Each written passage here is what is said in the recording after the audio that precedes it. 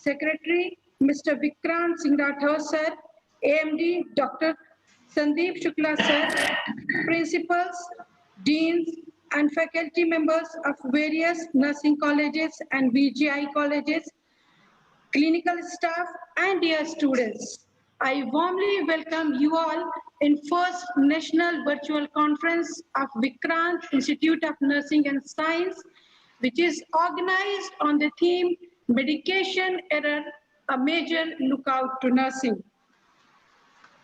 This topic I have selected to keeping in the mind the learning enthusiasm of nursing students and clinical nurses, because as statistics tells that medication error comes under 10 leading cause of death worldwide, and most of the concern has with nurses.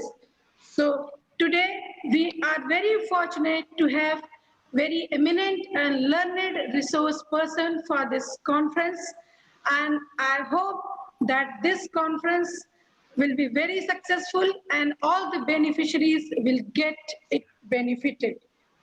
As we know that Goddess Saraswati is an authority of academics. Without her blessing, nothing is possible. So before begin this conference, I would like to pray Ma Saraswati. Let's begin with Ma Saraswati prayer.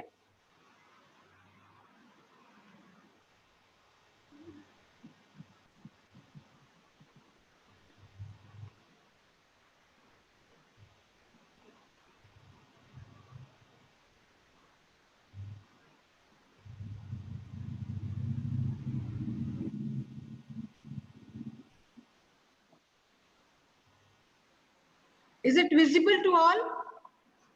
Yes.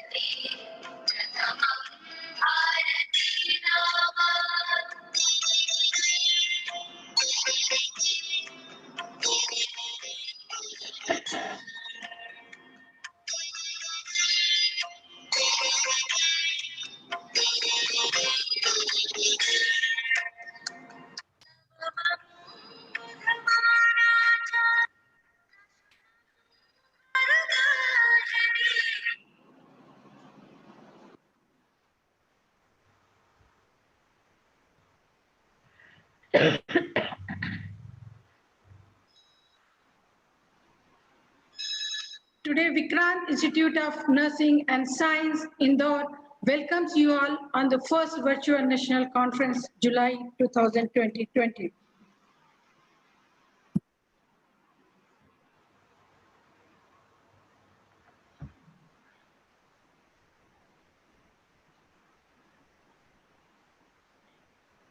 I wish that all my resource persons and eminent speakers would have come to this campus, but due to COVID lockdown situation, they all could not come to campus. So before starting this session, they should get acquainted with our institution. So let's have view of our campus. Vikrant Group of Institutions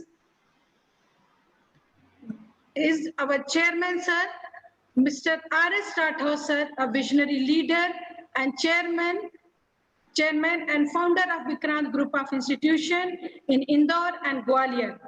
VGI, Vikrant Group of Institution, came into existence in the year 2007 to shaping young minds through quality education by opening College of Engineering and Management in Indore and Gwalior. Nursing College has started in year 2018-19. At present, we have 2 batches of BSc Nursing with annual intake of 60. This is our head office situated at Gwalior. This is our corporate office situated at Gwalior. And head office is that this is our new head office inaugurated on 2nd July 2020 in Gwalior. And this is our Gwalior campus. This is our view of our Gwalior campus. And Indore, this Indore campus. This is Vikrant Institute of Nursing and Science, Indore. The courses we offered at Vikrant Group of Institution are nursing, paramedical, engineering, management, law, polytechnic diploma, PGDM, PMKVY Center. Vikrant Group of Institution is a center for PMKVY and NSDC approved center is our VGI. This was all about our campus in short introduction, but as our audience are very enthusiastic and want to know detail about today's speakers. Today we have very learned and eminent speakers to enlighten our audience. So before beginning session, I wish to introduce my all speakers one by one to our management bodies and our audience. Today, we are fortunate enough to have Brigadier Dr. Kamlesh Singh Madam. Brigadier in Military Nursing Services, Dr. Kamlesh Singh Madam is having 40 years of work experience, out of which almost 36 years she has served to Military Nursing Services. Madam is a former principal of National Institute of Medical Sciences, University College of Nursing, Jaipur. Recently joined RD Memorial College of Nursing, Bhopal as a principal. Madam's professional qualifications are, she has completed her PhD from NIMS University, Jaipur, Rajasthan, Masters in Community Health Nursing from LT College of Nursing, Bombay, SNDT University, and graduation from College of Nursing, Armed Forces Medical College, Pune University in 1979. Madam's professional achievements are innumerable. Few I have highlighted here. She has rich experience in all positions of the ladder. An enthusiastic nurse researcher, has completed 2 nursing researches as principal investigator, being funded by the DGAFMS Government of India, has several research publications to her credit. She has been teacher, guide, and examiner in various universities. Madam is the Inspector of Indian Nursing Council and University and has contributed a lot to the advancement of academic environment. Madam was awarded with the Commendation Card Exemplary Services by the HQWNC Mumbai and awarded as a Best Teacher by Trained Nurses Association of India Rajasthan branch. Thank you so much, Madam. We are enlightened to have you here. Madam will give keynote address on today's topic. Thank you. We have another speakers with us, Dr. Ashok Mewada sir. Dr. Ashok Mewada sir is our supporting hand and always with us. Dr. Mewada is a renowned chest physician of Indore City, consultant of industrial health, occupational health, physician and TB specialist, HIV AIDS medicine, practicing in HIV AIDS medicine, having more than 40 years experience in the field of medicine. Sir is giving free services to poor and needy with the thought, lot of things we have taken from society, let's return it back. Sir is associated with many voluntary organizations and organizing free health camps periodically. Sir has big contribution to alleviate sufferings of from the community. He is a great doctor and excellent human being. We are fortunate enough to have you with us, sir. And sir is going to give overview on the topic. Our next resource person is a very eminent and learned Dr. Pramila R. Madam. Madam is presently working as a principal Chirayu College of Nursing, Bhopal. Madam have total 26 years of experience in various positions and places. Madam has done her PhD in 2016 from Nitya University, Mangalore, Masters in 2001 from KMCH College of Nursing, Coimbatore, Tamil Nadu, and BSc Nursing from Holy Cross College of Nursing, Tiruchirappalli, Tamil Nadu. Her professional achievements are many more. She has published 50 articles in national and international journals, presented 28 papers in state, national, and international platforms. Madam is the author of 2 books which are very popular in nursing students. That is Pocket Book on Laboratory Tests for Nurses, published by JP Brothers Medical Publisher in July 2008, and Nursing Communication and Education Technology in February 2010. Hello. Madam is an editor-in-chief of 2 journals and national editorial member of 7 journals. What I could do?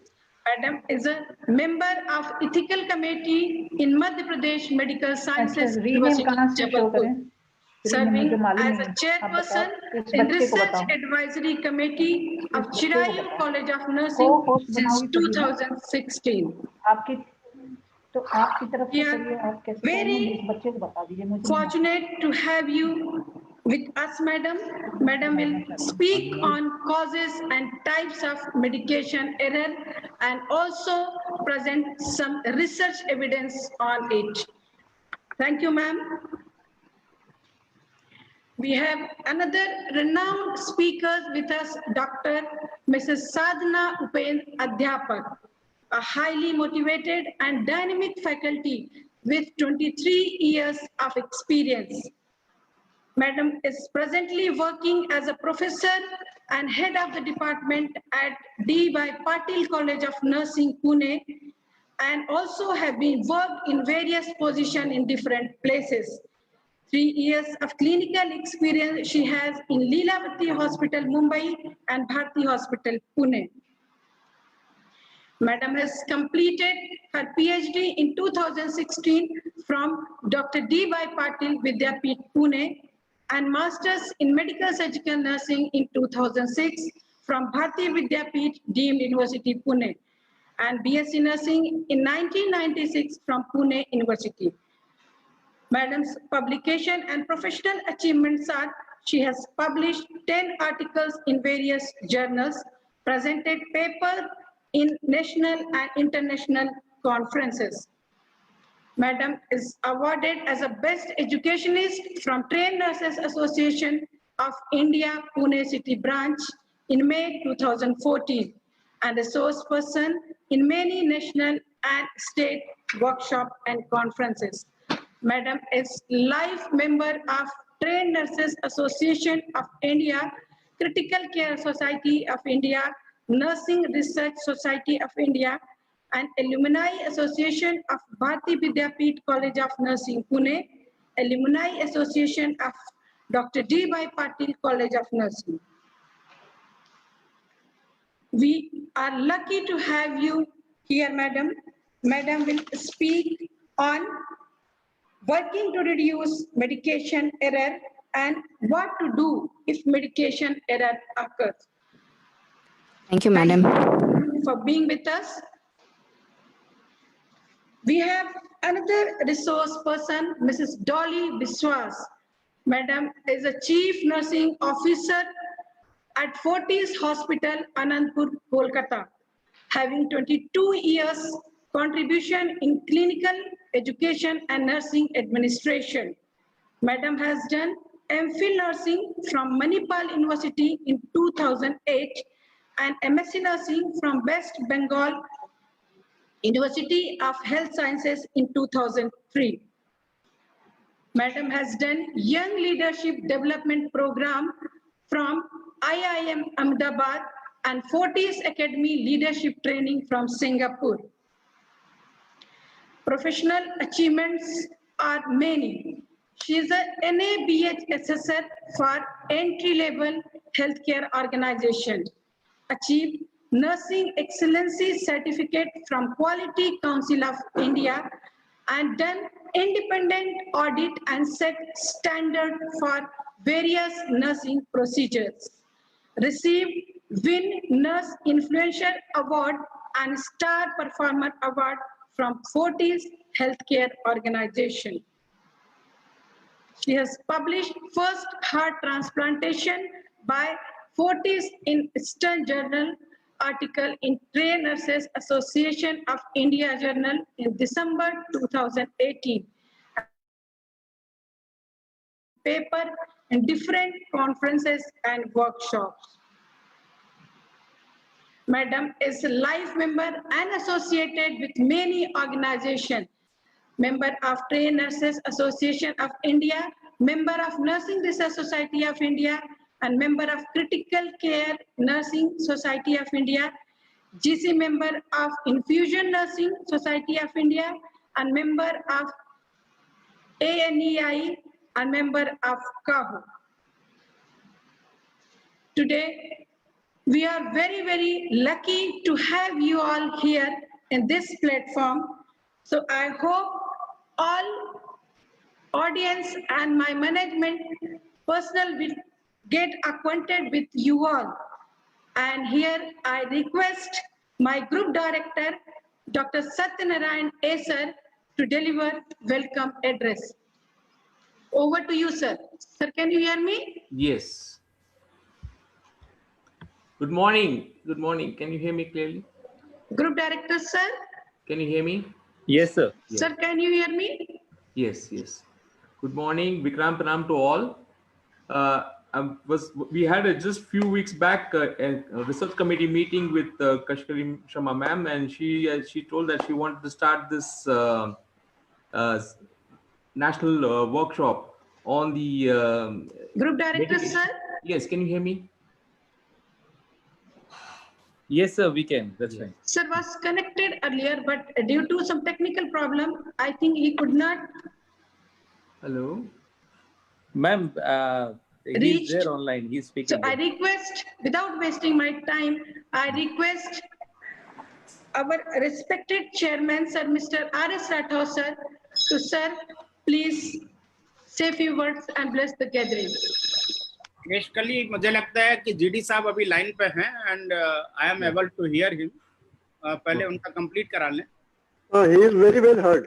Yes, seen also. yes, sir. Basically So, मेरी आवाज सुनाई दे रही है? Basically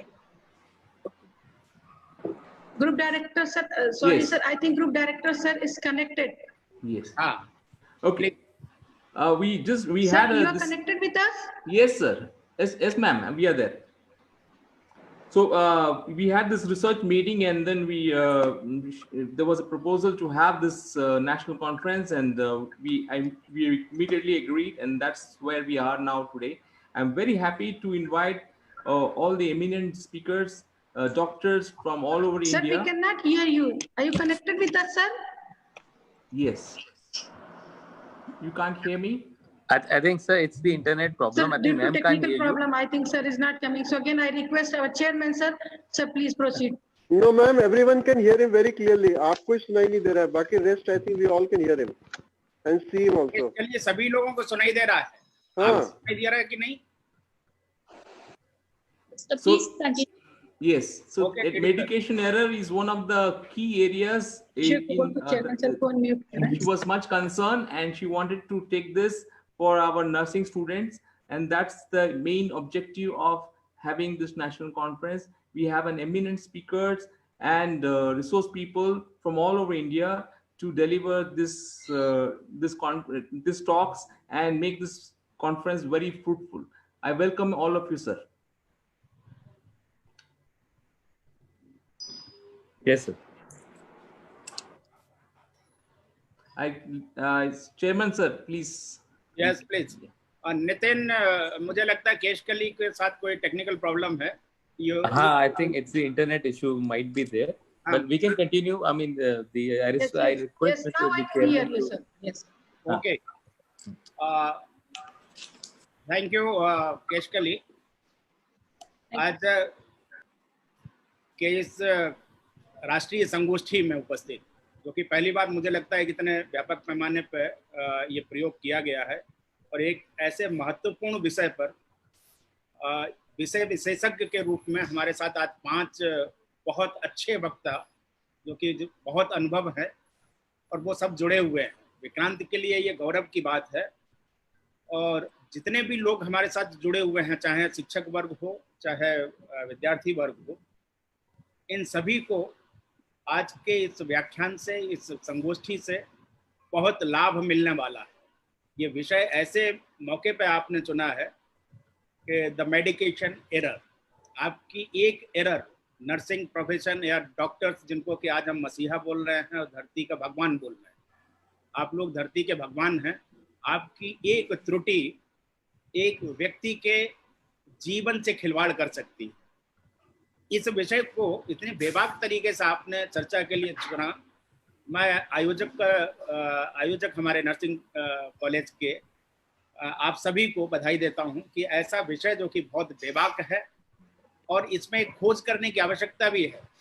एक नया lookout कि क्या हम खोज कर सकते हैं कि कैसे हमारी त्रुटियां ना हो, जिससे कि मानव जीवन की रक्षा का जो वचन आपने लिया है, संकल्प लिया है, वो पूरा हो सके. विषय विशेषज्ञ के रूप में हमारे साथ उपस्थित डॉक्टर अशोक मेवाड़ा साहब, आपका सदैव हमको स्नेह मिलता रहा विक्रांत को. आज हमारे साथ बहुत वरिष्ठ डॉक्टर ब्रिगेडियर कमलेश सिंह जी उपस्थित हैं, डॉक्टर प्रमिला जी, डॉक्टर डॉली विश्वास जी, डॉक्टर साधना अध्यापक जी. इतने विषय विशेषज्ञ देश के विभिन्न कोनों से हमारे साथ उपस्थित हैं. और एक ऐसा सामान्य विषय, भले ही तकनीकी दृष्टिकोण से ये स्वास्थ्य से संबंधित विषय है, लेकिन मुझे ऐसा प्रतीत होता है कि ये विषय सामान्य रूप से हम सभी इससे लाभान्वित होंगे कि मेडिकल की त्रुटियां हमारे जीवन के लिए कितनी घातक सिद्ध हो सकती हैं. तो आप इस विषय पर मैं चाहूँगा जितना भी मुझे समय मिलेगा आप सभी के व्याख्यान से मैं अपना लाभ लूँगा और स्वयं भी लाभान्वित होऊंगा. जितने भी हमारे साथ लोग जुड़े हैं सभी से अनुरोध करूंगा कि पूरा सेशन बहुत तन्मयता से और ध्यान से सुने. बहुत शानदार प्रदर्शन होने वाला है आज. और आज ये वर्चुअल नेशनल कॉन्फ्रेंस आपने आयोजित किया, इसके लिए मुख्य आयोजनकर्ता श्रीमती केशकली शर्मा जो हमारी प्रिंसिपल भी हैं, और विक्रांत इंदौर का समस्त प्रबंधन तंत्र जिन्होंने इस कार्यक्रम को मूर्त रूप दिया है, और हम सभी देश के विभिन्न कोनों में बैठ करके आज इस विषय पर व्याख्यान सुनेंगे। मैं इतना ही बात कहकर अपनी बात समाप्त करूंगा और आयोजक से निवेदन करूंगा कि व्याख्यान प्रारंभ करने के सिलसिले में आप कार्यवाही करें। और चूंकि आपने सरस्वती वंदना से ही प्रारंभ किया है, तो मुझे पूरा विश्वास है कि माँ सरस्वती आज की इस व्याख्यान माला को, इस संगोष्ठी को बहुत सफल बनाएंगे। धन्यवाद। Thank you sir. Vikrant, thank you so much sir. आपके ये वर्ड्स और आशीर्वचन सुन के अब मुझे भरोसा हो गया है कि सच में ये बहुत सक्सेसफुल होगा। Thank you sir, thank you. और जैसा कि सर ने कहा, without wasting my time, here I am going to begin the session, and the first session, that is keynote address. For keynote address, I invite Brigadier Dr. Kamlesh Singh Madam. Madam, please come and proceed with your topic. Over to you, Madam. Madam, you can unmute yourself.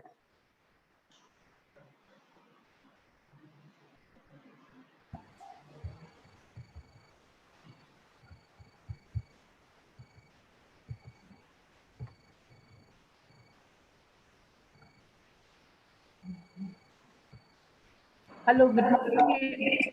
Good morning, everyone. Good morning, ma'am. Welcome you, ma'am. I hope you all can hear me. Yes, ma'am.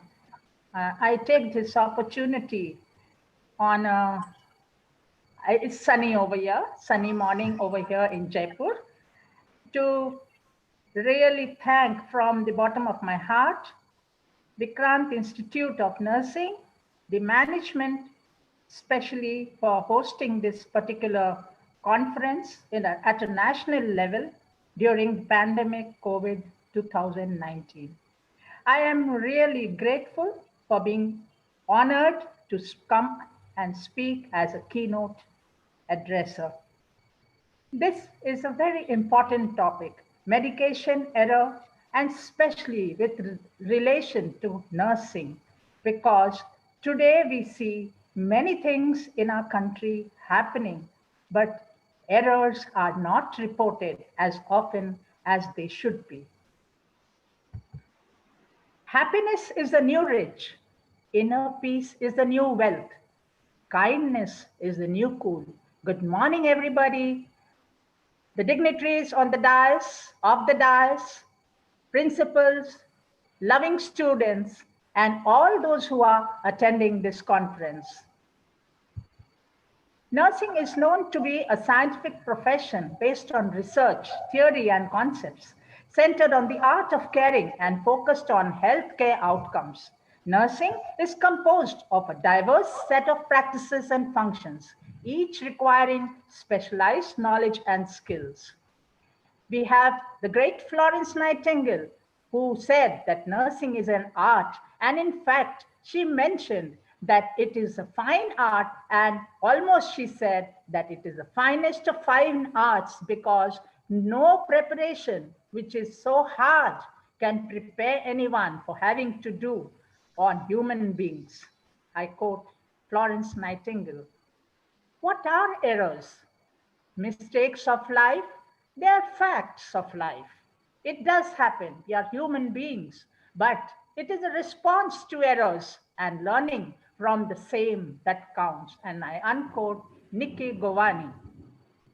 A brief overview of the topics: introduction, definition, epidemiology, nursing error with medications, patient safety, various aspects of medication error, COVID-19 pandemic scene, nursing responsibilities, legal and ethical, research findings on medication errors by nurses worldwide, implications for nurse administrators and educationers, and conclusion.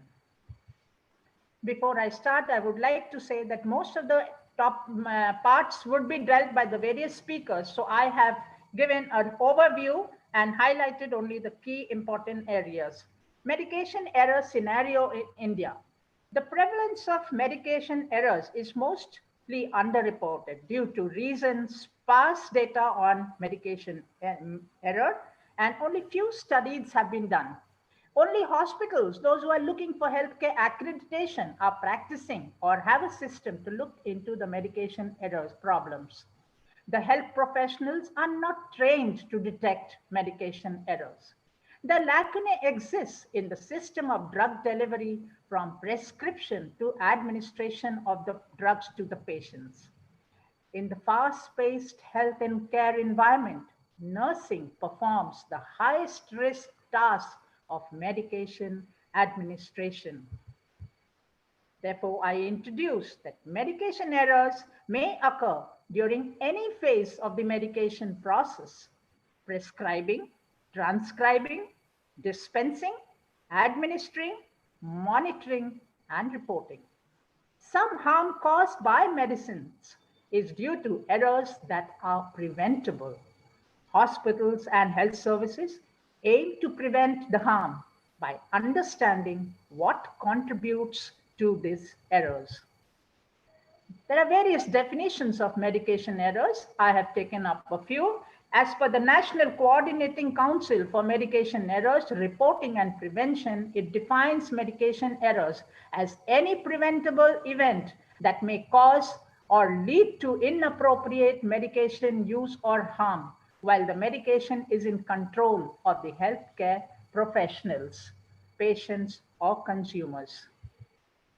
Mistakes occur when healthcare professionals do the right things in the wrong way. This is the big thing that we need to understand. A medication error is a failure in the treatment process that leads to or has the potential to lead to harm to the patient. Epidemiology of medication errors. We don't have much data, but whatever I could gather, I found from the national figures that incidence of adverse events was as high as 82 out of 1,000 prescriptions in Delhi. And the national figure reports up to 5.2 million medical errors. Medical errors include all types of errors. And within that, medication errors also come. In India, the incidences of medication errors were reported by state government of Uttarakhand as 26% and Karnataka as 14%. Klassen et al. Found a high rate of medication errors, 42% in a study in Sweden. And they said that most of these errors were preparation errors and others were due to an incorrect dose taken by the patient. Nurses play an important role in medication administrations. Hence, this topic is very, very important to be understood by all. Nursing error. Nursing error, an operational expression which happens because a planned chain of physical and mental actions fail to reach the goal in treatment or in health promotion, etc. This failure cannot be attributed to the intervention of chance. This type of errors results in high morbidity and high mortality, in addition to large sums of treatment costs annually. Nurses and medication errors. According to the Institute of Medicine, medication errors are among the 5 categories of medical errors. Medication administration is one of the most important duties of nurse. It requires a particular set of knowledge and attitude if it is to be implemented correctly. Medication errors can put nursing practice at risk and can create preventable risks for patients. We must understand, students who are gathered here, that there are 2 things we must understand, and one is error of omission, if you omit. And what does it mean? It's a failure to counsel the patients before and after the medication.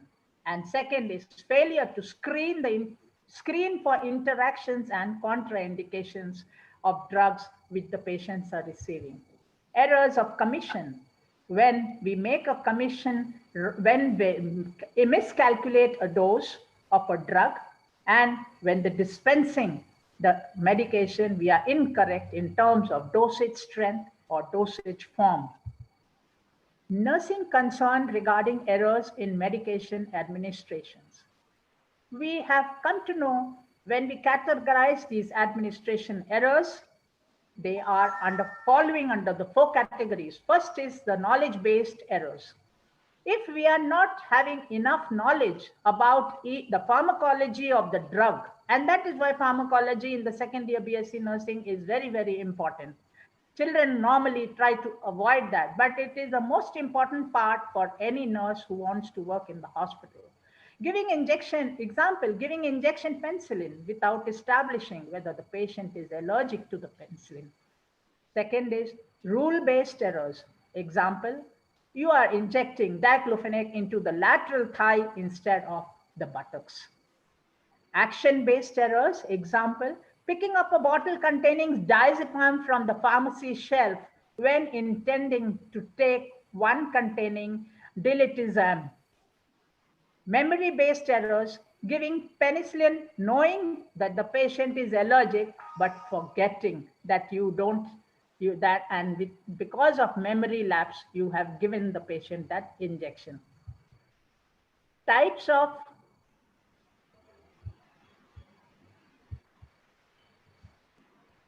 one minute, please. Factors associated with healthcare professionals from the nurse's point of view, they are the types of medication errors. First are lack of therapeutic, that's fine because I couldn't see the screen. Types and cause of medication errors from nurse's viewpoint. Factors associated with healthcare professionals, lack of therapeutic training, inadequate drug knowledge and experience, inadequate knowledge of the patient, inadequate perception of risk, overworked or fatigued healthcare professionals, physical and emotional health issues, poor communication between healthcare professionals and patients. These are certain factors which many of us have undergone during our service time, and students will find they can tick mark whatever they have felt, and these factors have to be removed if we need to do better. Factors associated with patients. Patient characteristics like patient's personality, literacy, language barriers, complexity of clinical cases which include multiple health conditions, polypharmacy and high-risk medicines. Factors associated with the work environment, a very important factor. When there's a lot of work and time pressure is there, distractions and interruptions by both primary care staff as well as the patients. There are lack of standardized protocols and procedures in many hospitals and many wards, and this could lead to serious problems in medication administration. Insufficient resources, lot of work, lot of patients, very few faculty, very few staff, very few nurses. We have so many millions and millions of nurses who are found less in this world today, and that have been highlighted during COVID 2019. Issues with physical work environment like lighting, temperature, ventilation. My dear friends, I would like to say that factors are also associated with medicines too. They are the naming of drugs, labeling and packaging. Factors are associated with the task. Repetitive systems for ordering, processing and authorization. Patient monitoring, dependent on practice, patient and other healthcare settings prescriber. Factors associated with computerized information systems, which is this is a computer technology. 21st century is a computer era, and the age of computer era. I take this particular moment to thank and congratulate Keshkali, Principal, Vikrant Institute of Nursing, for training me on how to come on webinar. And I'm extremely thankful because now I feel I've become modern as per 21st century in this particular state. Factors associated with computerized information systems.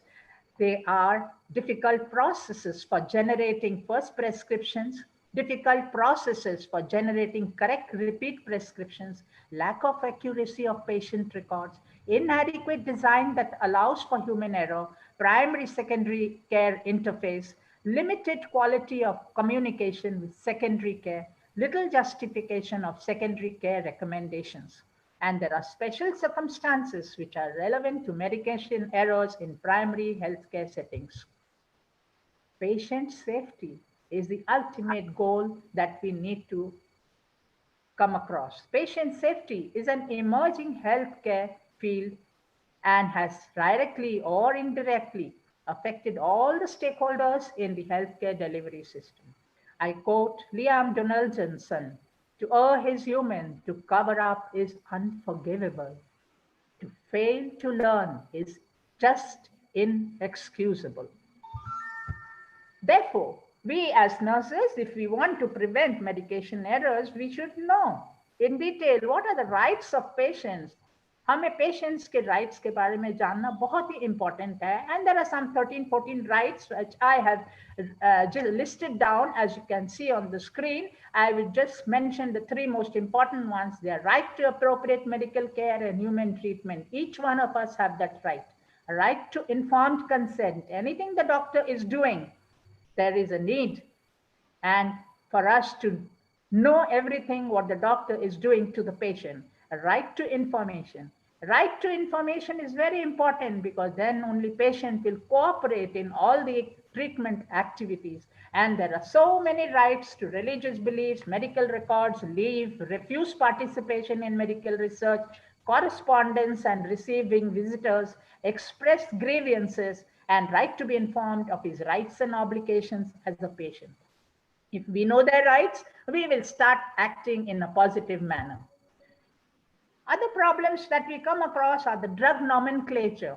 You know, a drug can have several names. For example, some drugs are having even 4 names. A chemical name is any typical organic name, and this precisely describes the constituents of the drug. For example, N4-hydroxyphenyl acetamide for paracetamol.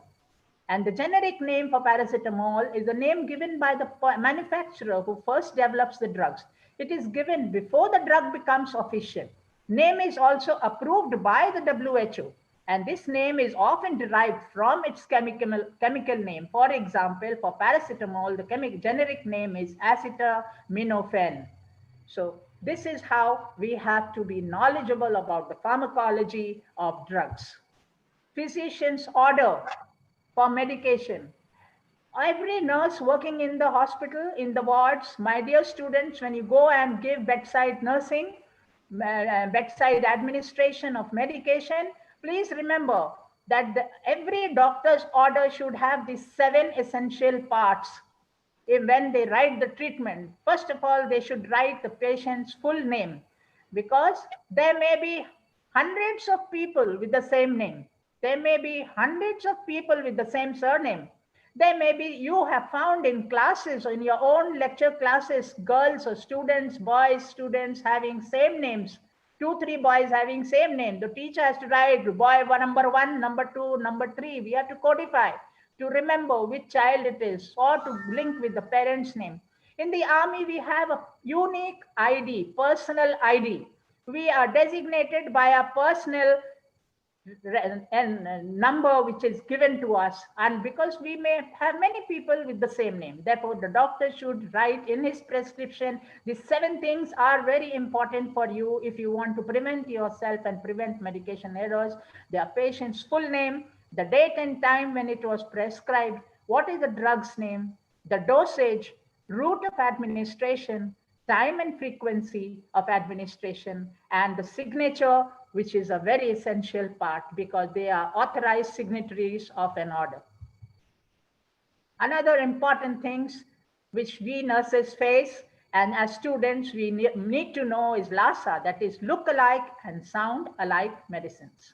LASA is look-alike and sound-alike medicines, which involve medications that are visually similar in physical appearance or packaging, and names of medications that have spelling similarities and or similar phonetics, or they sound alike. For the categories, spelling error, please mind the spelling error, I'm sorry.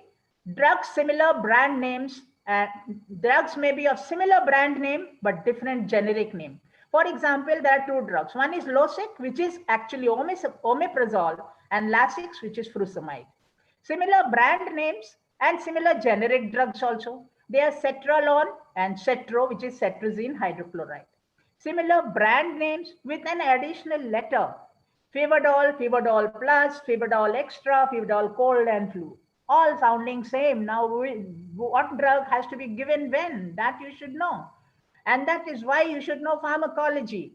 Similar brand names of the antibiotics group: Ciflox, ciprofloxacin, Moxiflox, moxifloxacin. Other categories are same drugs, different dosage forms. For example, Voltaren tablet. They are Voltaren tablets, there are supplements, there are suppositories, there are gels, there are eye drops, there are ampoules. Same drug, different release characteristics. They are released at different rates. For example, Nifedipine, Adalat, Retard, Adaleta. And same drug or generic name, different composition. Amphotericin B, Lsec, liposomal amphotericin B, Ambisome.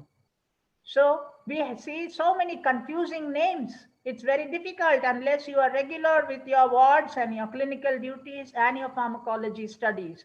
The more you work, the more practice you gain, the more you learn, the more you remember. Generic drug spares, you see, they are having, the ending is same, but the front letters are different and have different functions. Vincristine, vinblastine, ephedrine, epinephrine, lorazepam, clonazepam.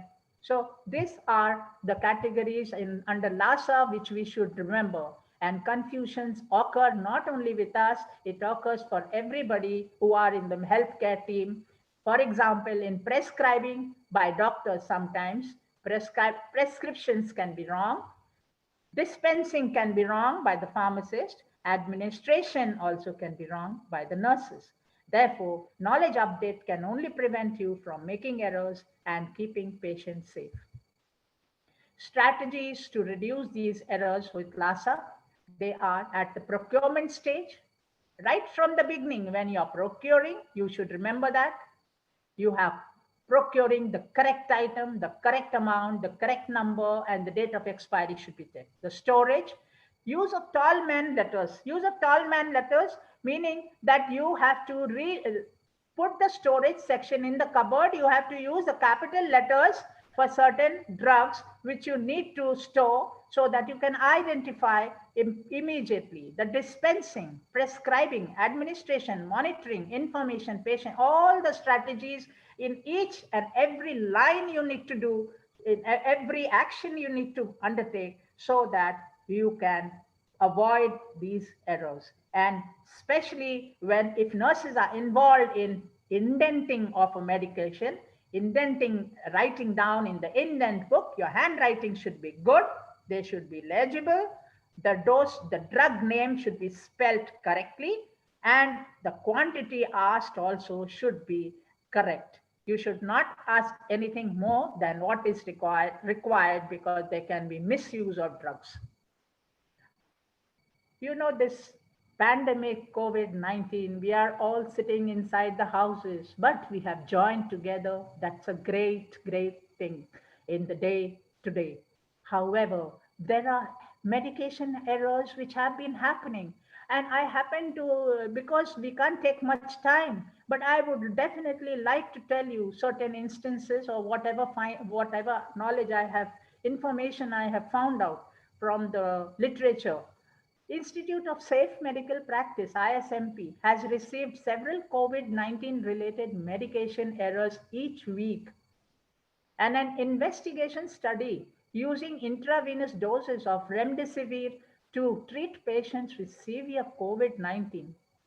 The adult protocol called for an initial loading of 200 milligram, that is stat you should give 200 milligram, followed by subsequent 100 milligram doses. Now what happened, you see, each vial of remdesivir contains a total of 100 milligram.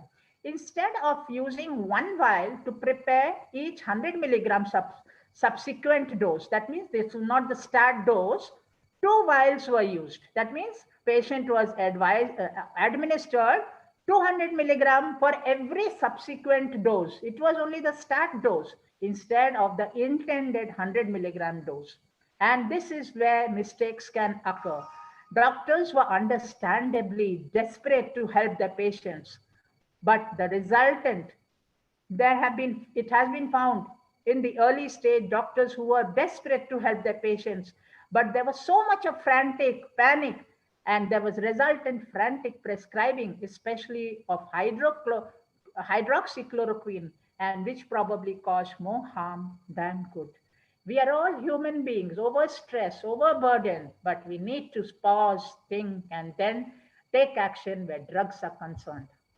I just quote one example of a 40-year-old intubated COVID-19 man who received Verampil instead of Versed. Versed is a former brand of midazolam in the ICU. The patient had become agitated. So the physician asked verbally a nurse to increase the dose rate of the patient's propofol infusion and to administer Versed 2 milligram IV push. You know the reason why. But the nurse used the override feature. What she has done, she used in the automated dispensing cabinet. You know, there are cabinets which dispense automatically. She used the first 3 letters of the drug and she's cabinet ADC to select and access the drug Versed by entering the first few letters of the drug name. The moment she did that, the wrong drug came out of the cabinet. And what she did was she accidentally selected and removed a vial of Verampil 5 milligram or 2 milligram from the ADC, which was available via override. The nurse administered Verampil IV push to the patient, believing it was Versed. She did not employ the available bedside barcode scanning system. We have a barcode scanning system also because the medication was a verbal order and had not been entered into the health record. What happened? After 15 minutes later, the nurse recognized the error when documenting. She remembered that when documenting, and the patient was monitored and suffered. Thank God he suffered no long harm from the error. And it has been noticed that 5 medication errors have happened during pandemic. One is hard to read remdesivir label. These are the errors. You know, the labeling is so fine and small letters, and in that hurry with all the PPE kit and your eyes with the chashma, it's difficult to read the small letters. So the dosages you can make mistakes. So exercise caution. Lack of staff training in using. Many of us do not know medicine barcodes and how it's used. When I got trained, it was not medicine barcodes were not there. But then because I am in the teaching profession, I keep myself updated. But still, I think the children today are much benefited with all these technology. Inability to weigh patients' accurate, correct dosage. There are patients of COVID-19 who are at home who are asking telephonically the doctor for the medications and the treatment help. But the doctors are finding it difficult because they have to give certain drugs related to how much of weight the patient is. To get the correct dosage, there also medication errors can happen. Automated cabinets also are dispensing the wrong drugs at times. They may be placed in the wrong manner. There are missed doses linked to rationing of personal protective equipment. Why mixed doses? Missed doses, why? Because people, once they wear the PPE, they are in that PPE for long, many hours. And they have to give morning drug, afternoon drug, evening drug. And supposing they have not taken everything together and they have to go 2-3 times. So they try to avoid sometimes. And that is when it is missed. Or they give it little later or little early. That is wrong. Dear friends, my August gathering, let me tell you the legal aspects of medications, because I don't want any patient complaining of medication error harm. Neither I want my nursing colleagues or my health personnel, whoever is sitting in the conference, to ever face legal punishment because of wrong task. So we should know the acts. Dangerous Drug Act, which was instituted in 1930, and the Narcotic Drugs and Psychotropic Substance Act, which was in 1985. The acts govern the procurement and use of drugs, especially the narcotics. Narcotics cannot be bought without prescription, we all know. Dangerous drugs to be kept under lock and key and under the trusted senior nurses' command. Nurses are responsible for their own action. Mind you, don't think that if we make mistakes, somebody else will pay the price. You know, like that Vikas Dubey got caught. He killed 8 policemen and he got caught and he will pay his price. Everybody has to pay their price. So we better be alert and do right actions, right thing. I'm not comparing any one of us with Vikas Dubey, but we will become Vikas Dubey if we are making medication errors and we are putting patient into trouble and harm. So please be aware, nurses are responsible for their own actions regardless of a presence of a doctor or a presence of a written order. If the nurse gives an overdose of a drug because it is written by a doctor, the error will be accounted to the nurse and not the doctor. Why? Because nurses also have pharmacology and they are supposed to read well, they are supposed to understand well, they are supposed to learn before they give it. It's a new thing. Nurses should remember always in their heart and mind that any drug, maybe a small tablet, they're all poisons. Why? Because we are not prescribing authorities. They are all poisons. If we start thinking like that, then we will be cautious of every action that we do. Therefore, and we must also remember that the right dose will differentiate a drug from a poison or a remedy. Between the two, the right dose only will be the one which differentiates. Therefore, nursing responsibilities are that nurses are liable for their actions, omissions, commissions which they make. They are personally responsible legally, morally, ethically for every drug that they administer. Drugs can help or even harm the patients. Nurses, physicians, and clinical pharmacists are held legally responsible for safe and therapeutically effective drug administration, no matter who actually prescribed it. All members of the health team may be held liable for a single injury to a client. Therefore, we must remember always the 10 rights. In our days, we have learned about the 5 rights of the patients in medication administration. Today, it is added and we have to learn the 10 rights, because as more and more advancement takes place, more and more problems come up, more and more errors come up, and more legislations and rules are made. Follow proper medication reconciliation procedures, double check or triple check. Have someone else check. If you can't read properly, have someone else check. Have the physician, another nurse read it back. Consider a name alert. Put a 0. Putting a 0 in front of the decimal point is very, very important, even for the doctors as well as for the nurses who is entering in the treatment book or in the health record. Because when I write 0.25, it means 0.25 milligram. That means less than 1.0. And if I say 2.0 to 5.0, it means 25. That's the vast difference it makes. So that is why science and mathematics learning that we have studied in our school is very important.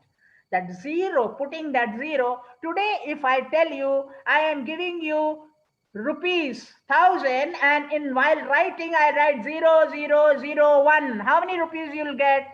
You'll get only 1 rupee. But if I have to give you 1,000 rupees, I must write 1000, right? So that is the difference a 0 makes in the decimal point. Learn your institution's medication administration policies, regulations, and guidelines. Consider having a drug guide. The nurses who are students must always keep a pocket guide for drugs. We have the nurses' drug book, which we advise all students to buy and keep with them as a Bible when they go to the wards, so that if in case they have to refer, they have immediately the reference text with them. Others are obtain the current knowledge, refuse to administer. You have the power and the right to refuse to administer the drug if there is a reason to believe that it will be harmful to the patient. Unless you are properly explained the effects of that, performing correct techniques and precautions, monitoring client response and documenting drug effects, patient and family education. So the 10 rights are right drug, right patient, right dose, route, time frequency, documentation, history and assessment, drug approach, right to refuse, drug-drug interaction evaluation, right information. I know I'm taking a little longer time, but can't help it. Teacher है ना, तो इसीलिए बच्चे बैठे हैं मेरे सामने, बंद नहीं कर सकते हैं, 40 साल का तजुर्बा है, तो प्लीज माफ कीजिएगा 2-4 मिनट अगर ज्यादा ले लें. So administration errors account for 26 to 32% of total medication errors.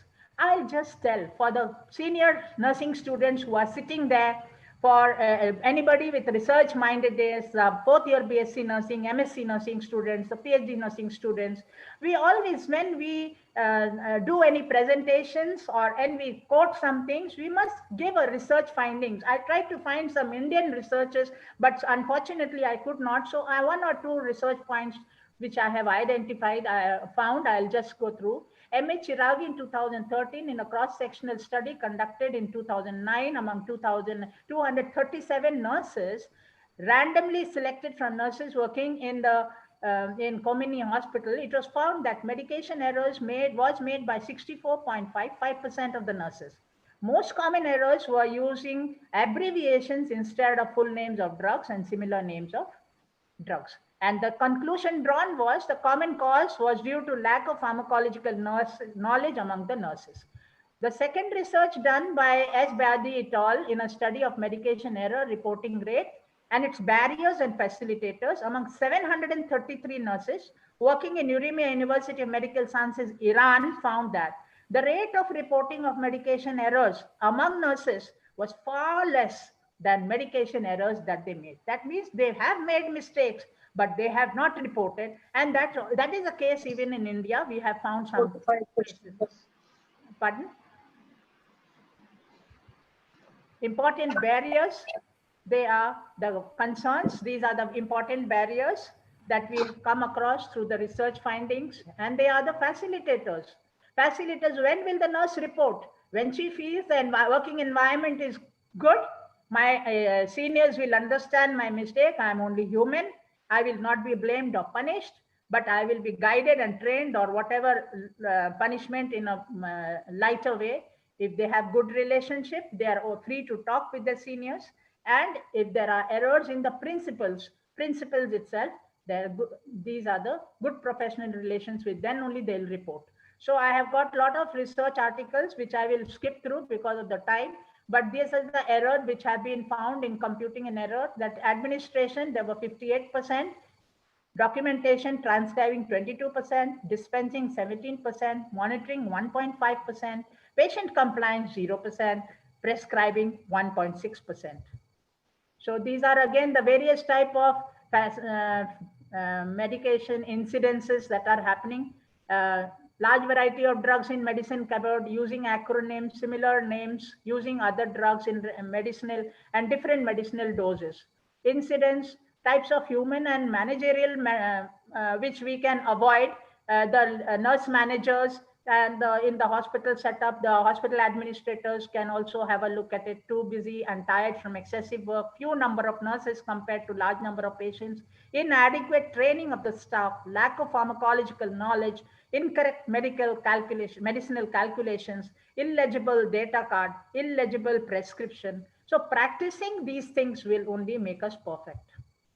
Another research done in 2000 is the latest research in a study on medication error. Is it the hidden part of the submerged iceberg in our healthcare system, which is not seen, and it is found that the perception of nurses, it says that the causes, spelling error, CAU, cause of medication errors were including illegible physician handwriting. They are known for that. I do not know what is the reason, but out of 100 physicians, maybe they have lot pressed of lot of patients to see, writing fast. Finally, they scribble something which is very difficult. Being a nurse, I find it difficult sometimes to read even my own doctor's prescription. So I have to ask him verbally, and he looks at me with a strange glance.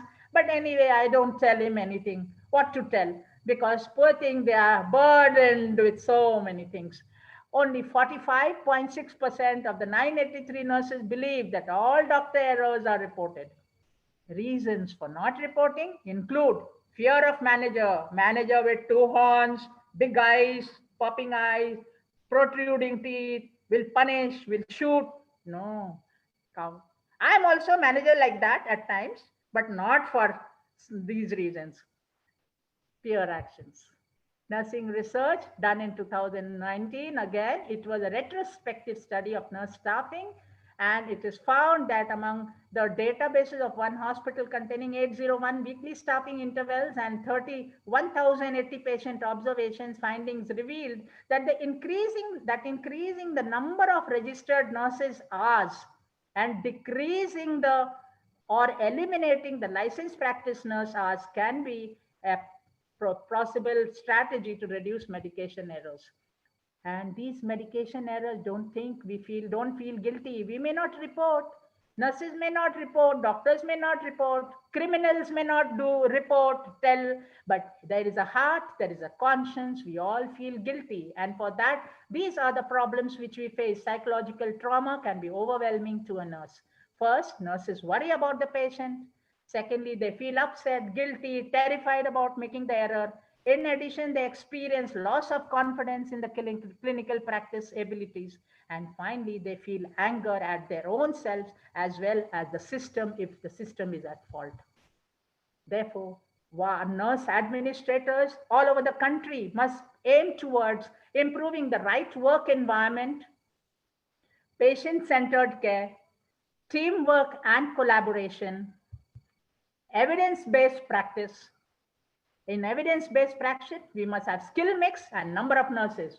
They should be mixed, and there should be longer lengths of stay in the hospitals, and higher healthcare will increase the cost, therefore reduce the medication errors. And most important, we must induce a culture of safety in the hospital campus, among the teachers, among the students, and blame game should not be there. Implications for the nurse administrators and educators, that errors should never be viewed as failures that warrant blame. Training should focus on knowledge rather than only on rules. Improving the system rather than punishing the individual.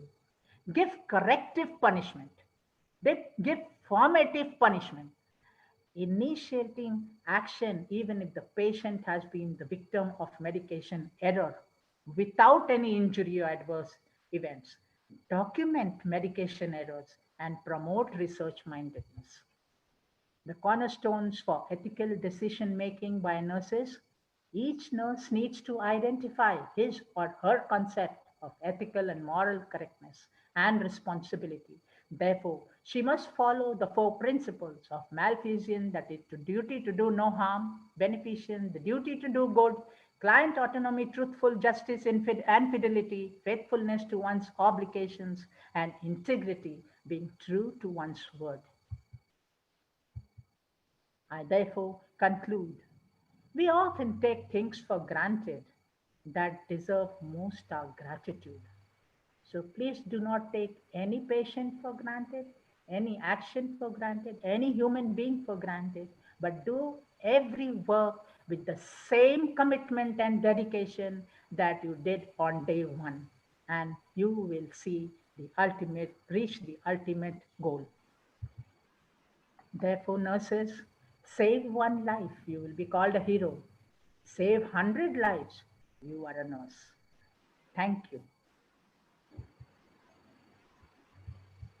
Thank you so much, ma'am, for your wonderful and enlightened talk. Thank you. Madam, now I request my audience, if you have any question related to this talk, you can put it on chat box.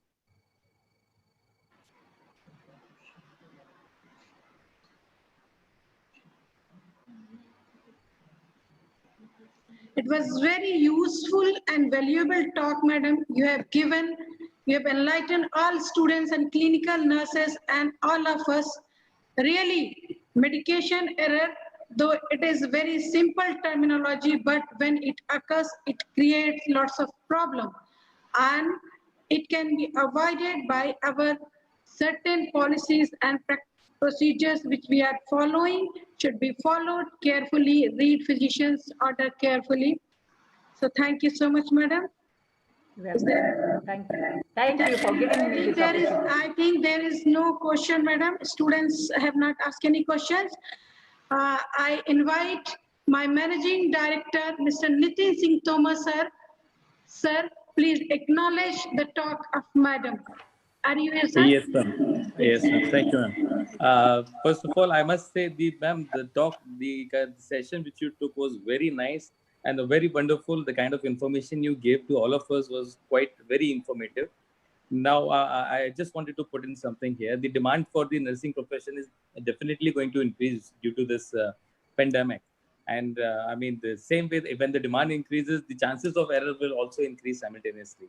So we, as in running an institute here, we have a major part to play in it, because I feel like giving the proper academic, what do you call that, knowledge to the students and the clinical practice, that is on our part actually. So we are doing our 100, we are giving our 100% best. We're giving our best to these students so that they are well equipped with all kind of knowledges and the skills that they require to in order to treat the patient there. And we will be definitely doing the same. And thank you very much, ma'am, again for the session. Thank you. Thank you so much, sir, for patient listening. Thank you. Thank you so much, sir. Thank you, madam. Thank you so much once again. Thank you. And in next, I invite our respected Dr. Ashok Mewara, sir, to give overview on the topic. Over to you, sir. Stop sharing. Good morning, everyone. Can you all hear me? Yes, sir. Yes, sir. Okay. Actually, speaking to such an eminent nursing people and being not a nurse, just being a clinician, it's very scary for me, you know, because doctors make a lot of mistake and blame the nurses for it. So I am at the receiving end of all of you. But anyway, I will just talk. I will on some experience I have and the observations I have made. And I work for a hospital, and we were, we had the JCI, the Joint Commission International guidelines we were following, and it was accredited by JCI.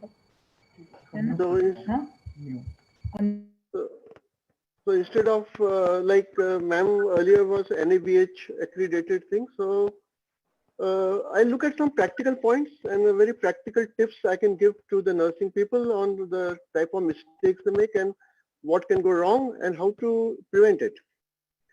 First thing, as per JCI, we have what we call the International Patient Safety Goals. These are the 5 or 6 standards which are very, very critically important. And if you miss out on any of these standards, your hospital can lose this JCI accreditation. It's an American accreditation. First thing is like identifying the patient, you know. It is always said that use 2 unique patient identifiers apart from the room number, the bed number of the patient. Never identify a patient by a room number or his bed number, because often, you know, when a patient is to be shifted or injection is to be given, the nurse tells the technician, "Arey bed number 16 ko injection laga do, ya uska blood le lo." Now this can lead to a very serious problem, because it has happened in a hospital where a patient was to be taken for surgery, and what they did was that in the night the patient was getting light from the window, so he told the other patient, "Can we change beds?" So they both changed beds, you know, in the night. And so in the morning the patient was to be taken for surgery, and they just pulled the bed out with the wheels and they rolled him into the operation theater, and the patient was sleeping, you know. So, and he was supposed to be sedated. So when they reached there, and he said, when the doctor asked him his name, we found that there was something discrepancy in the name. So we asked him that, "Are you here for appendix surgery?" He said, "No, no, no, I am here for a joint pain problem." So then we suddenly realized, you know, that using a bed number could be very dangerous, you know, or a room number.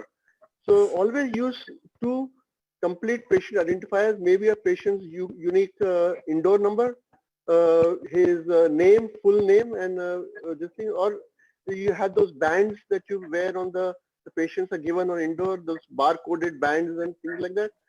Please use two patient identifiers before you touch your patient or administer any sort of medication to them. Second thing is,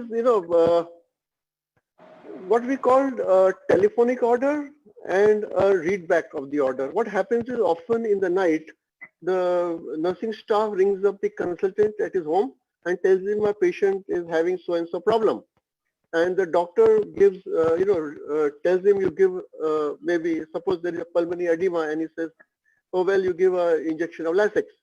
Now, the rule is that the nurse listens to the order, then she writes it down, the whole order, and then she reads back in a very detailed manner to the consultant that, sir, I understand that you have ordered injection Lasix, L-A-S-I-X, which is to be administered 100 milligram intravenously at 2 o'clock or 3 o'clock.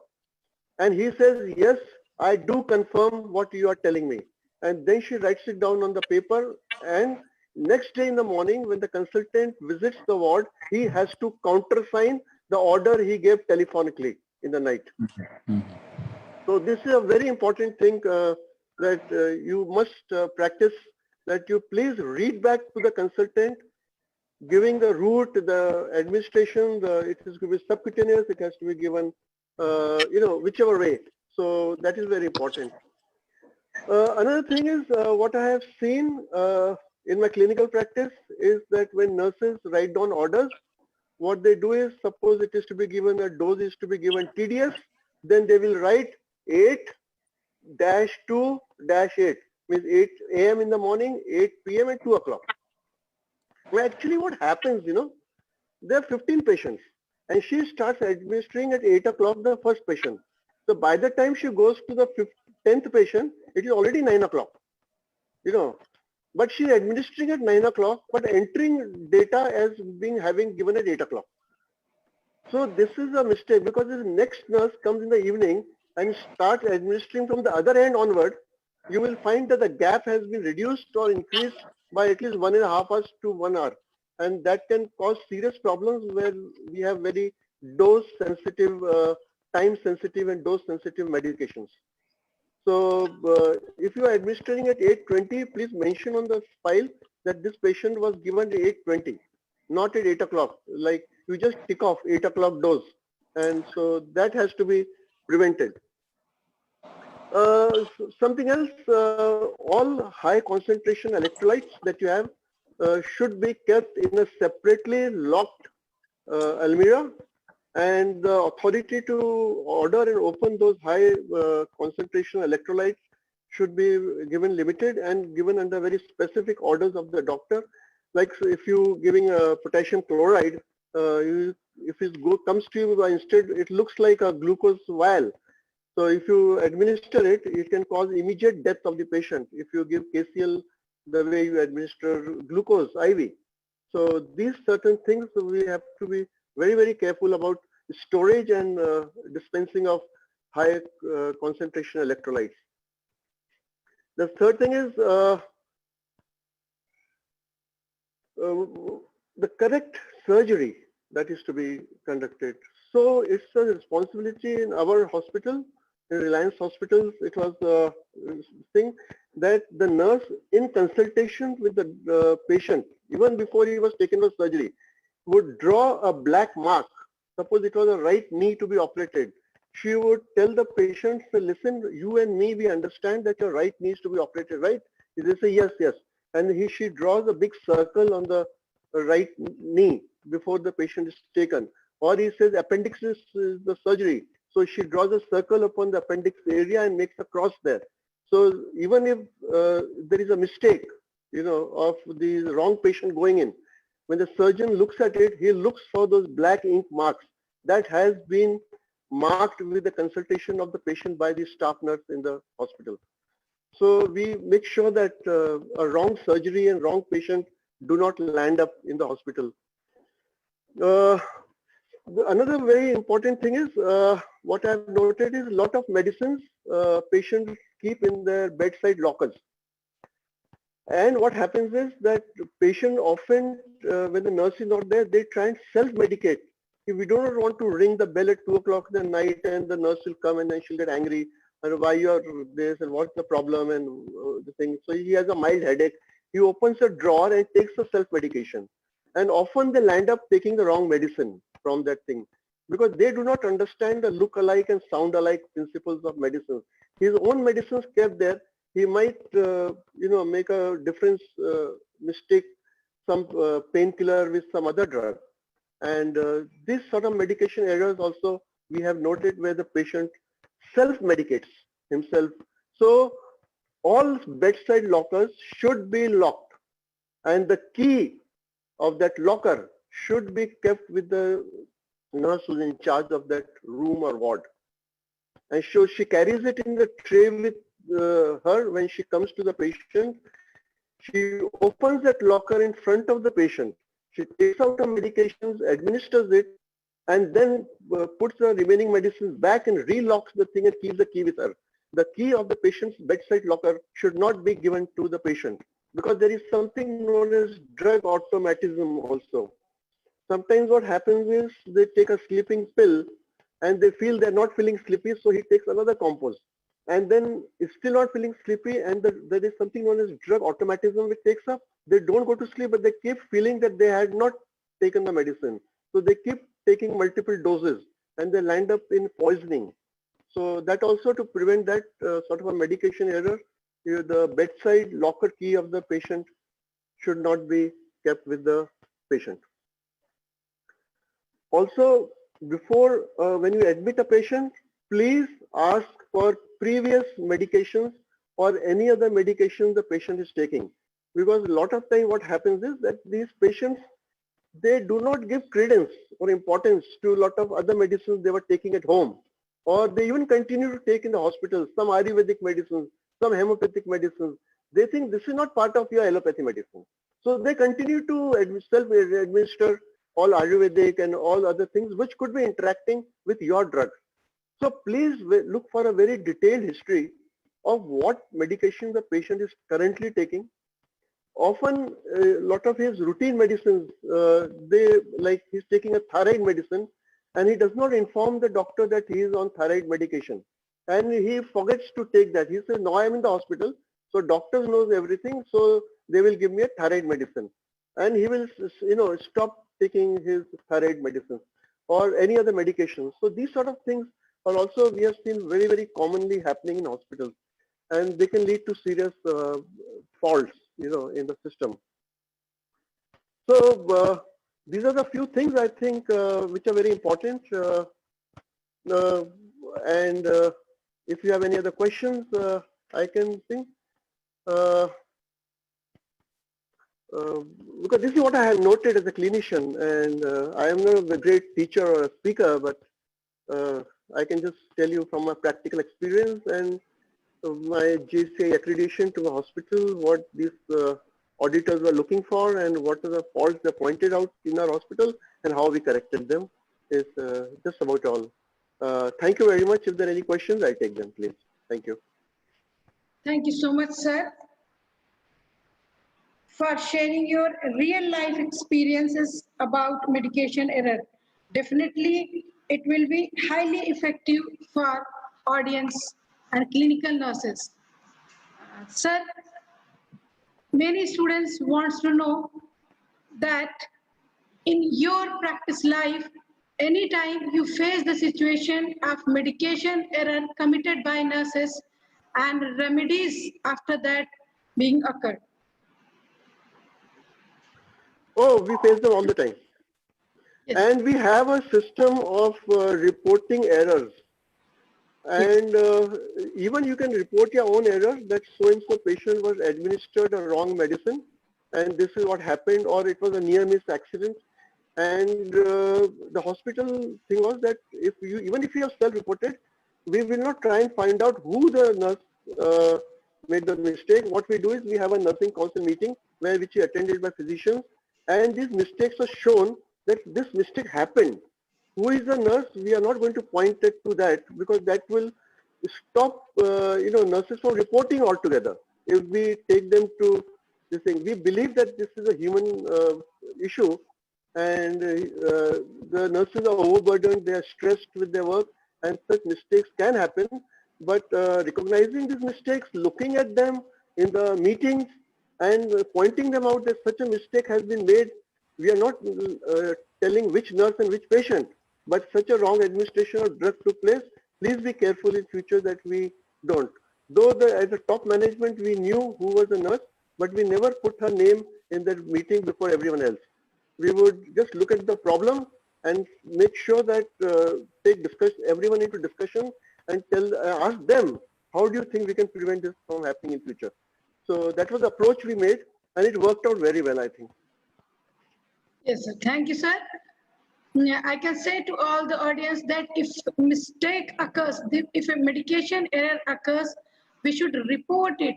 Instead of hiding it, we should report it, because you have heard about Sir's talk that it can be treated, it can be prevented, it can be managed. But if we are hiding, it can create consequences.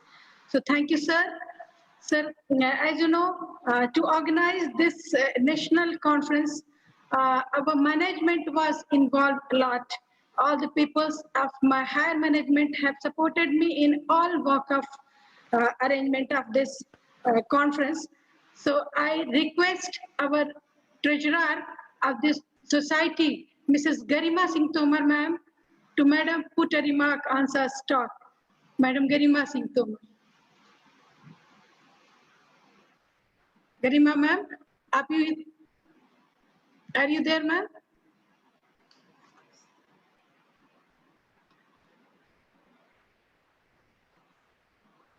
Yes, madam is connecting, sir.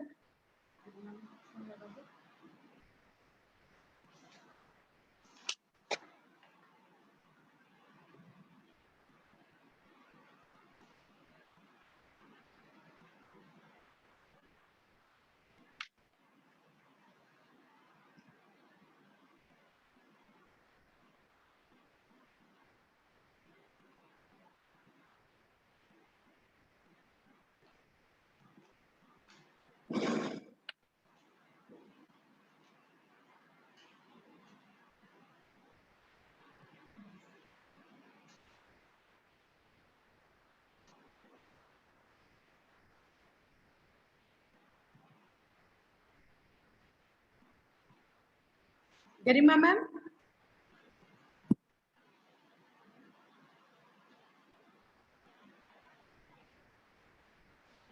Within a minute, madam will connect to us. She is connecting.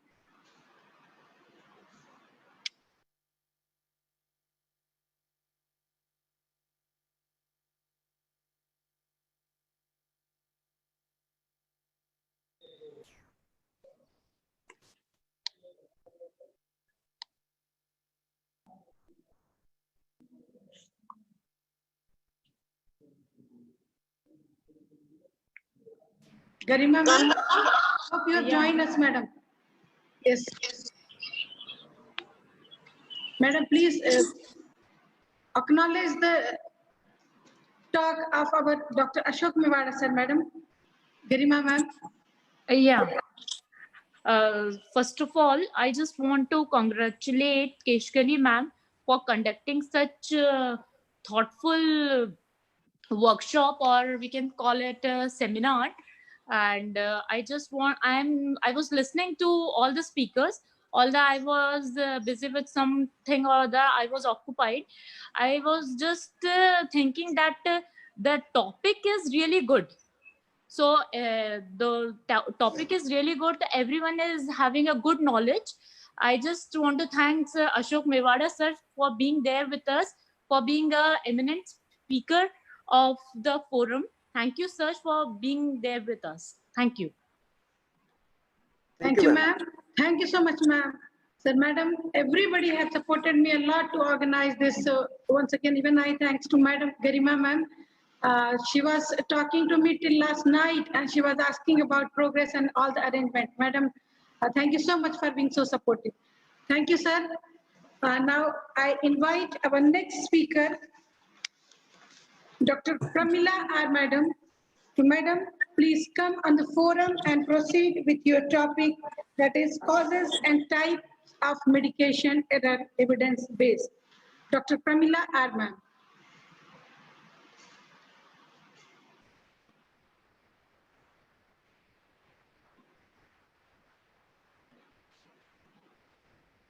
Madam, can you hear me?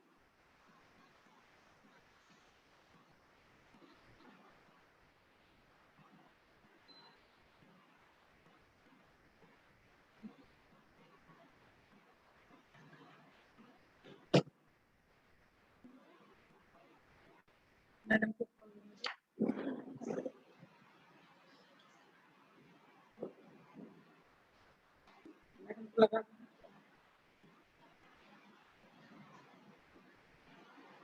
Madam is connecting. There is some issue and soon we'll start.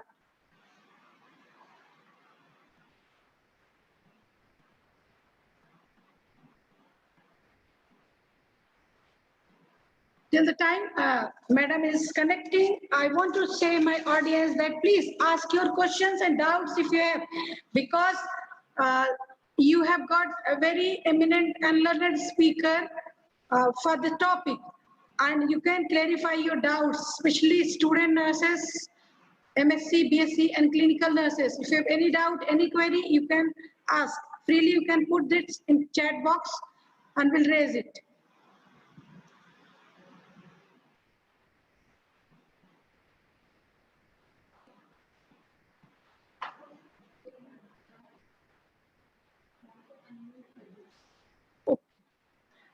Abhishek ji, please unmute Pramila R. Madam.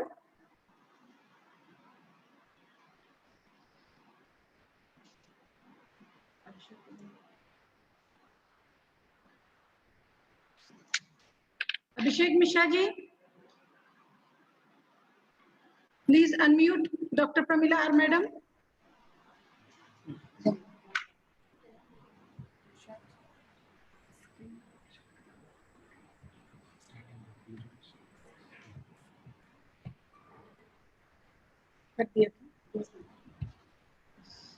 Sorry, madam. Sorry for inconvenience. A very good morning to one and all. Thank you, ma'am. Welcome you, ma'am. Thank you, ma'am.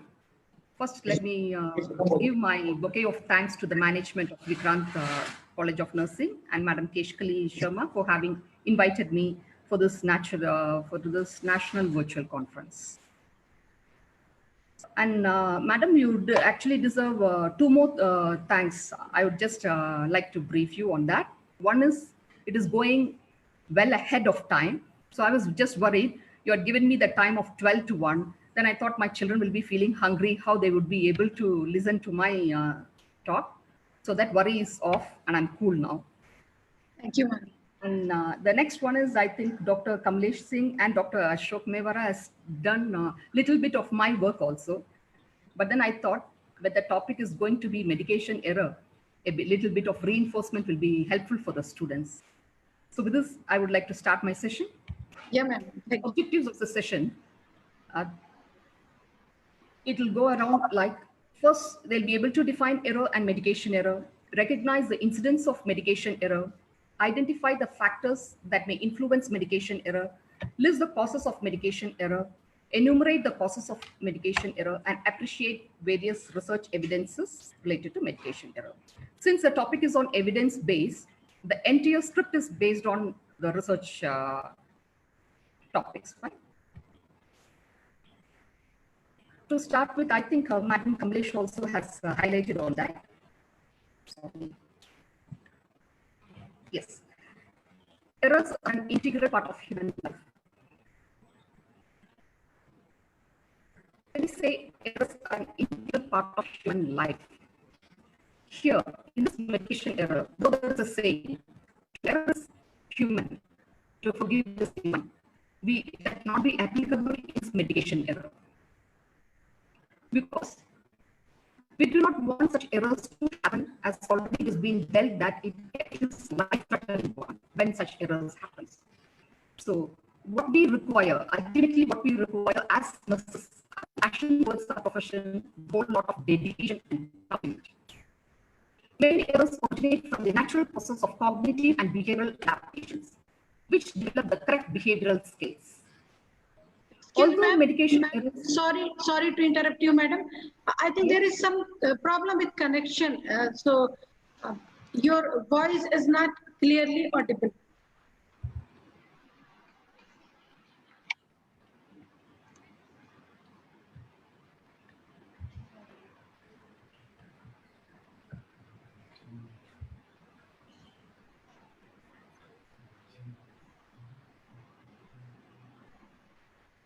Yes, ma'am, you can start. Can you hear me now, ma'am? Yes, it is very clear, ma'am.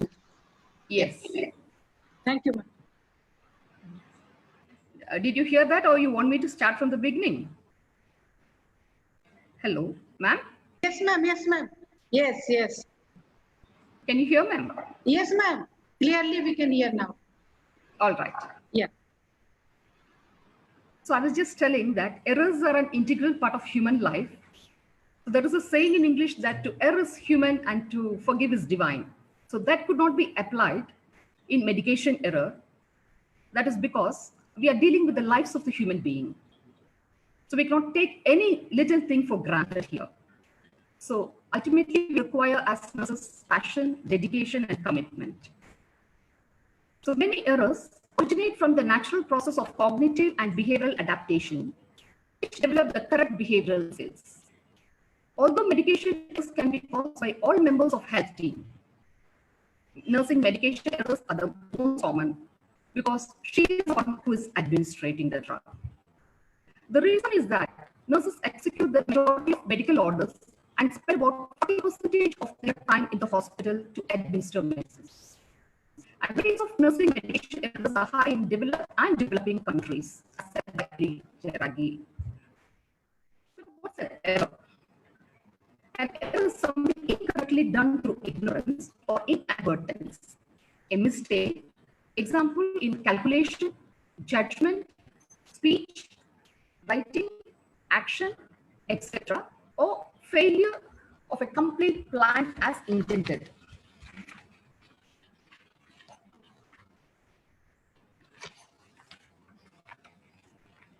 Or the use of an incorrect plan of action to achieve a given action. So what is medication error? Medication error can be defined as a failure in the treatment process that leads to or has the potential to lead to harm the patient treatment process and involves a medication. And I just brought a few medication error as stated by various researchers. Banning said a medication error is any preventable event that cause or lead to inappropriate medication use or patient harm. Nucleus et al. 2007 stated medication error is a global issue where 5% of the medication errors are deadly and almost 50% are preventable. Brian et al. 2007 stated medication error is one of the major issues in today's healthcare, and prevention is linked to accurate reporting of errors. So the first picture has told about accurate reporting of errors and its importance. So since my topic is about types and causes, so I thought I'll just focus only on my topic. So we have a little bigger definition that's given by WHO. Let's see what is it. The United States National Coordinating Council for Medication Error Reporting and Prevention defines medication error as any preventable event that may cause or lead to inappropriate medication use or patient harm while the medication is in the control of the healthcare professional, patient, or consumer. Such events may be related to professional practice, healthcare products, procedure, and systems, including prescribing, order communication, product labeling, packaging, and nomenclature, compounding, dispensing, distribution, administration, education, monitoring, and use. So you're not worried that it's too long, so you're not able to grasp. So we're going to see all these things in the process as well as types. So you all will be able to get. So let's see the incidence of medication error. I've taken from few studies. Studies show the range of rate of serious patient injuries that is caused by the medication error as to 1.2% as given by Nedbecker et al. 2004, 9 to 13% by Anselmi 2007, 29% by Donchin et al. 2003, and 51.8% by Aguilar 2012. And it is estimated that 3.5% deaths per year in a survey in USA were attributable to medication errors as drawn by House C et al. 2014. A study conducted in southern Iran with the purpose of determining the frequency of medication errors, an emergency department of a teaching hospital revealed that 96.5% of patients had experienced at least one medication error, making the rate of errors 3.5 per patient. Given by Wazan et al. 2014. A United Kingdom study found that 12% of all primary care patients may be affected by prescribing or monitoring error over the course of a year, increasing to 38% in those 75 years and older, 30% in patients receiving 5 or more drugs during the 12-month period. Overall, 5% of prescriptions had prescribing errors by Every et al. 2012. And a Swedish study found that medication error rate of 42%. However, 2/3 were related to the failure to state the purpose of the treatment on prescriptions, and only 1% of errors resulted in an incorrect dose, given by Clayson et al. 1995. And a study from Saudi Arabia reported that just under 1/5 of the primary care prescriptions contain errors, but only a small minority were considered serious, given by Koja et al. 2011. Another study in Mexico observed that 58% of the prescriptions contain errors, with dosage regimen accounting for most cases, 27.6%, given by Zavaleta et al. 2008. Now that we have seen the incidents, now we'll see what are the circumstances the medication error causes, as given by Oshikoya et al. 2013. So she mentioned there could be 6 circumstances. One is choosing a medicine, writing a prescription, manufacturing the formulation to be based, in dispensing the formulation, administering or taking the drug, or in monitoring therapy. In choosing the medicine, it could be irrational, inappropriate, or ineffective prescribing, whether they are under prescribing, omitting something, or over prescribing, adding something which is not required. Or while writing the prescription errors include illegibility.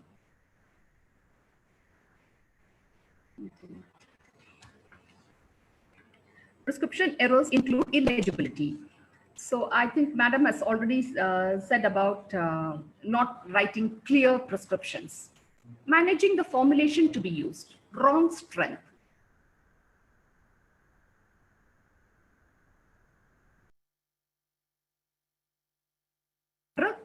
A wrong formulation or a wrong label. In administering or taking the drug, wrong dose, wrong route, wrong frequency, and wrong duration. And monitoring the therapy, failing to alter therapy when required, erroneous alteration. With this, we just see what are the factors affecting medication error reporting, as given by the studies conducted by Australia and Jordan by Jamba et al. In 2018. So the proportion of medication error reporting among nurses could occur based on 3 factors. One is attitude.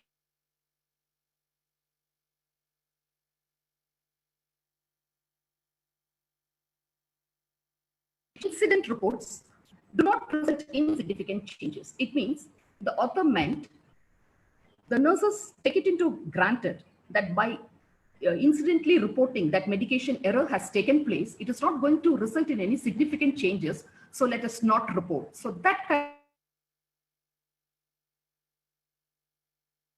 which is organizational factor. It could be fear of disciplinary action. The nurse may think, if I'm going to tell, that's what I said at the beginning. If you're going to be honest here, so we are not going to award them. So definitely we are going to punish them. That would be, it depends upon the protocols of the hospital. Like Dr. Ashok said that he's not bringing the names of the nurses. That's too nice of them. But I do not know about the punishments or disciplinary action that varies from institution to institution. Not knowing who is responsible for reporting a medication error. After they have done, they do not know to whom they have to do. A lack of readily available medication error. A social factor could be a fear of losing respect of co-workers. If I'm going to say that I have committed a mistake, the respect what they had for us, whether it will go down. The next is fear of being blamed. See, a normal human tendency is that we can do mistakes, but we do not like to be blamed. With this, we go to what are the factors affecting medication errors. So there are a lot of studies which has given factors affecting medication errors. So I've taken only 2 of them. Remaining all studies stated the same. So I blended this 2 studies factors into one. And I've just categorized as 4 factors. 1 is human factor, 2 environmental factor, 3 managerial factor, 4 medical factor. Human factor. When we say human, who is administering is nurse, so it's nurse related. The first reason, the topmost reason what they're given is fatigue related from hard work. Number 2, insufficient time for drug administration. Third, psychological problems of the nurses, mood changes, insufficient pharmacological knowledge. I think the first speaker as well as the second speaker has told. It's not that the doctors will be writing the prescription and we have to see that and then give it. That is taking out the orders. No. It's a responsibility to know what the diagnosis of the patient is a drug, what is being given, whether it is for the treatment of that particular drug and for removal of what symptoms the drug is being given. So directly we are supposed to know that. At least what I felt that when we say that they are taking particular drugs for some minor ailments. Sometimes when we ask, they do not know what's the action of that drug. At least we are supposed to have the right to know what is the action of the drug which we are taking. So like that, it's possible for us to develop pharmacological knowledge. And Madam Musa has rightly pointed out that we do have pharmacology in all the nursing programs, GNM as well as BSc2. Incorrect medicine calculation. See, probably you may think that all the nurses have come taking the science as a group and not maths. True. But we can use calculators if you think we are poor in calculating. But we cannot afford to make any errors. Inadequate attention should be the whole of cause for all the errors to be taken. Inadequate attention. Whatever the other reasons what is being given here are only the excuses for the nurses to commit error. So no assessment before administration of the drug, inadequate experiences, personal and family problems, no interest for job, financial or economic problems. All these are personal, but when we are emotionally intelligent and bring all that to our workplace, errors could happen. And number 2 is environmental factors. Heavy workload in the ward. A large number of critically ill patients. So we have to do more number of hours have to be devoted for that particular patients. A noisy environment can lead to some distractions. Overloading of treatment room or a small treatment room. A type of unit, say it could be a surgical unit, pediatric unit or ICU. Patients, family members. Sometimes the family members, when they are allowed to be there, they keep on asking you and nagging you. And that again causes distraction to the nurses. Lack of required equipment to administer particular dose, drug arrangement in shelves, arrangement of equipment in treatment room, inadequate lighting where you're not able to see a particular drug. The third is managerial factors, high patient-nurse ratio. The same thing it was given the other to as a heavy workload. It's the same thing reflecting high patient-nurse ratio, eligibility of drug orders in patient record. So this was also well stated by previous 2 speakers. When it is not, see, not necessarily the handwriting should be beautiful, but it has to be neat. So that a person should be able to read that, especially the drugs. Eligibility of drug orders in the cardex. Incorrect transfer of medication from medication order the patient's file to the cardex. when nurses are updating in the computer system, or incorrect transfer of medication order from the cardex to the medicine pad, or inadequate training of staff, the leadership style in the ward. The medical factors. It could be because of similarity in the form of drugs, similarity in the names of drugs, large variety of drugs the medicine cabinet, or using acronyms of names, different medicinal dosages, using some drugs in rare cases. I think the first speaker has already brought this. This is actually the classification that is given by the WHO. Then I thought I would just bring the factors exactly as it is. So you know how the factors would be listed in this slide also. So I just go through a little fast because already you have heard this. Factors associated with healthcare professionals, it could be lack of therapeutic training, inadequate drug knowledge and experience, inadequate knowledge of the patient, inadequate perception of risk, overworked or fatigued healthcare professionals, physical and emotional health issues, poor communication between healthcare professionals with patients. Factors associated with patients could be patient characteristics, complexity of clinical case, including multiple health conditions, polypharmacy, and high-risk medications. Factors associated with medicines could be making the medicines, labeling, and packaging. Factors associated with work environment, workload and time pressures, distractions and interruptions, lack of standardized protocols and procedures, insufficient resources, issues with the physical environment. Factors associated with tasks could be the repetitive system of ordering, processing, and organization, patient monitoring. Primary, secondary care interface could be limited quality communication, secondary care, justification of secondary care recommendations. Factors associated with computerized information system, difficult process for generating first prescriptions, difficult process for generating repeat prescriptions, lack of accuracy of patient records, inadequate design that allows for human error. With this, let's see the causes of medication error. The causes of medication error as drawn by Anne and Mayo in 2003. In her study, she has ranked the causes of errors. So she has one of 10 errors, and she has ranked, and it is being listed here according to the top. The first cause of error that is evident was physicians writing on the doctor's order form. It is difficult to read or illegible. Number two, nurses are distracted by other patients, workers, or events on the unit. 3, nurses are tired and exhausted. 4, there is a confusion between 2 drugs with similar names. 5, nurse miscalculates the dose. 6, physician prescribes the wrong dose. 7, nurse fails to check the patient's name bank with the medication administration record. 8, nurse sets up or adds an infusion device incorrectly. 9, medication labels of packaging are of poor quality or damaged. And the last one is, nurses are confused by different types and functions of infusion devices. So with this, let's see the categories of medication error classification as given by National Coordinating Council for Medical Error Reporting and Prevention. So the categories go from A to I. Category A says no error classified to cause error.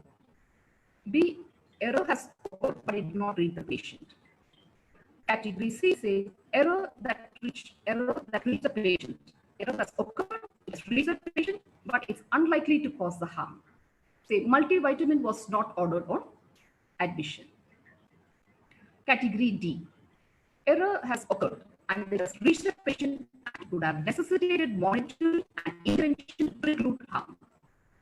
Regular release of metoprolol was ordered for patient instead of extended release. So there is a difference between extended release of that particular drug as well as regular release of that. Category E, error could have caused temporary harm, like blood pressure medication was inadvertently omitted from the others. So if it can be omitted, definitely you can have the patients can have an episode of high blood pressure there. Category F, error that have occurred and it could have caused temporary harm requiring initial or prolonged hospitalization, like warfarin, which which is ordered daily when the patient takes it every alternate day. So it means the patient can have more of bleeding tendencies. Category G, error that could have resulted in permanent harm. That means error has happened, it has reached the patient, and it has caused permanent harm. Example, immunosuppressant medication was unintentionally ordered at 1/4 the dose. And category H, error that necessitated intervention to sustain life. So here, category H, error has occurred, it has reached the patient, and it has necessitated intervention to sustain life. Say, for example, its anticonvulsant therapy was inadvertently omitted. So the patient was not getting the drug. There is a chance for the patient to develop convulsions there. Category I, error that could have resulted in death. Error has occurred, it has reached the patient, and it has resulted in death, like beta blockers not reordered post-operatively. So the studies say that. Excuse me, madam. Excuse me, ma'am. Again, Yes. your voice is less audible, madam. Please make correction in your connection.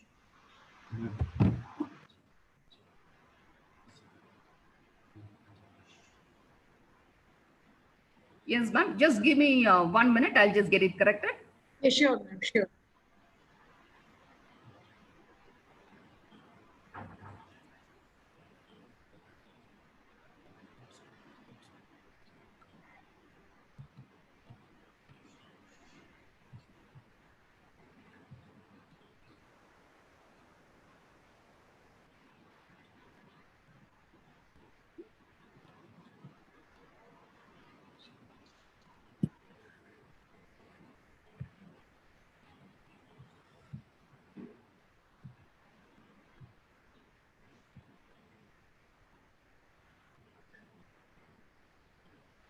Am I audible now, ma'am? Yes, yes, ma'am. Yes. Sorry for the technical issues. No, no. Yes, So ma'am. with this, we just see types of medication errors. The types of medication errors as given by Isa Zay et al. In 2018, Bangalore. So in that study, they just listed 4 types of medication error.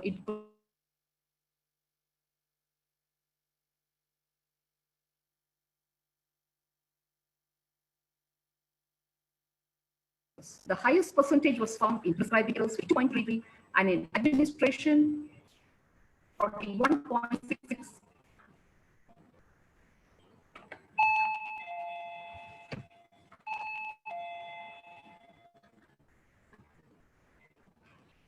Am I audible? In between, you get disconnected, madam. So voice is not.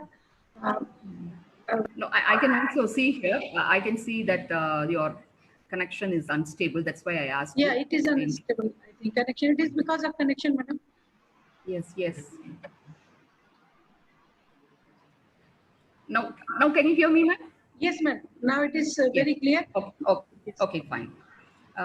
So the highest percentage was for prescribing errors, 52.33, administration errors, 41.66, and the monitoring and dispensing, it did happen, but the percentage was less, 4.66 and 1.33 respectively. And the types of prescribing errors, what was the study, what they found is, one is incomplete prescription. That could happen because of missing essential information about the dose, route, or frequency, and that was the highest, 55.4%. Number 2, writing illegibly. So that's what we said, with the orders were not written neatly, or they are able to read it. Errors could happen, 21.65. Drug-to-drug interaction. For example, cyclosporin and ketoconazole, when it is given together, it can cause cyclosporin toxicity. Or amlodipine and haloperidol, when it is given together, it can cause arrhythmias. The fourth is incorrect dose. Like for meningitis, instead of ordering ceftriaxone 500 mg IV correct dose, they just ordered 250 mg IV BD was prescribed. Contraindicated. Like drugs have been administered in end-stage renal failure, prescribing 2 drugs at the same time, or lack of instruction of nurse, wrong dosage form, giving syrup instead of suspension, or a wrong drug itself. types of administration errors. So it could be because of documentation. So what's happening with documentation is that maybe the nurse have done it honestly. She has administered the medication, but she did not document it. The second nurse comes there, sees that documentation, and she will administer one more time again. Omission error by not giving wrong time or wrong dose, wrong rate of infusion, wrong drug, wrong technique, or the wrong route, wrong dosage form, or wrong duration. So these are the types of administration errors and the percentage which you would see there on the screen. And we just for Furner, Ari et al. In 2006, I think Matt also has specified about these 4 types of medication error. So when actions are intended but is not performed, 2 actions could happen. One is mistakes from planning action or skill-based error. When we are doing the action, it could lead to that knowledge-based error as well as rule-based error. And skill-based, it could be action-based error or memory-based error. Route-based error, good rules not applied or misapplied. What could be a bad rule? Action-based error could be a technical error. Let's see each of the examples. Knowledge-based error, it could happen through lack of knowledge, like giving a penicillin without having established the patient is allergic. Or a rule-based error, using a bad rule or misapply a good rule. Example, injecting diclofenac into lateral thigh rather than butt. Third, action-based error. False slips. Example, picking up from a bottle containing diazepam from pharmacy shelf, intending to take diltiazem. Or memory-based error called lapses. Example, giving penicillin knowing that the patient is allergic and not forgetting. So, by forgetting. Now we see professionals involved and perceived cause of medication error. So you must be knowing that. Sorry to interrupt, ma'am. Ma'am, in case if my voice is not audible, please let me know. I'll continue the. It is audible, madam. In between, I think it is fluctuating. Connection is fluctuating. So in between, it is interrupting.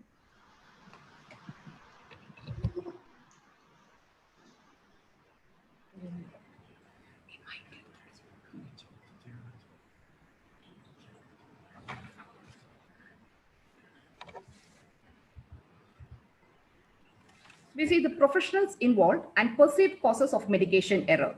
Yeah, very nice. As given by Krishna et al. 2015. So we know most of the who are the professionals that's involved in medication error are primarily nurses, pharmacists, and the physicians. So the majority, if you look at the percentage also, it is in that order only. So nurses, we could see that 67.4, and by pharmacists 22.1, and by physician it is 10.5. So what are the causes for each of them? Let's see. Untrained nursing staff, 19%. High activity duty hours, 39.6%. And repeated distraction, that 41.4%. And by pharmacists, it could be because of illegible handwriting, 42.1%. High workload, 10.5%. Generic drugs, 26.3%. And repeated distraction, 21.1%. And medical error by physician, it could be because of workloads, 66.7%, and it's because of unclear medication orders, 33.3%. So with this, I'd like to add some more supporting studies to my topic there. A study was done by Garcia et al. 2019, Spain. With medication errors and drug knowledge gaps at critical care nurses in ICU. It is done with the mixed method, right?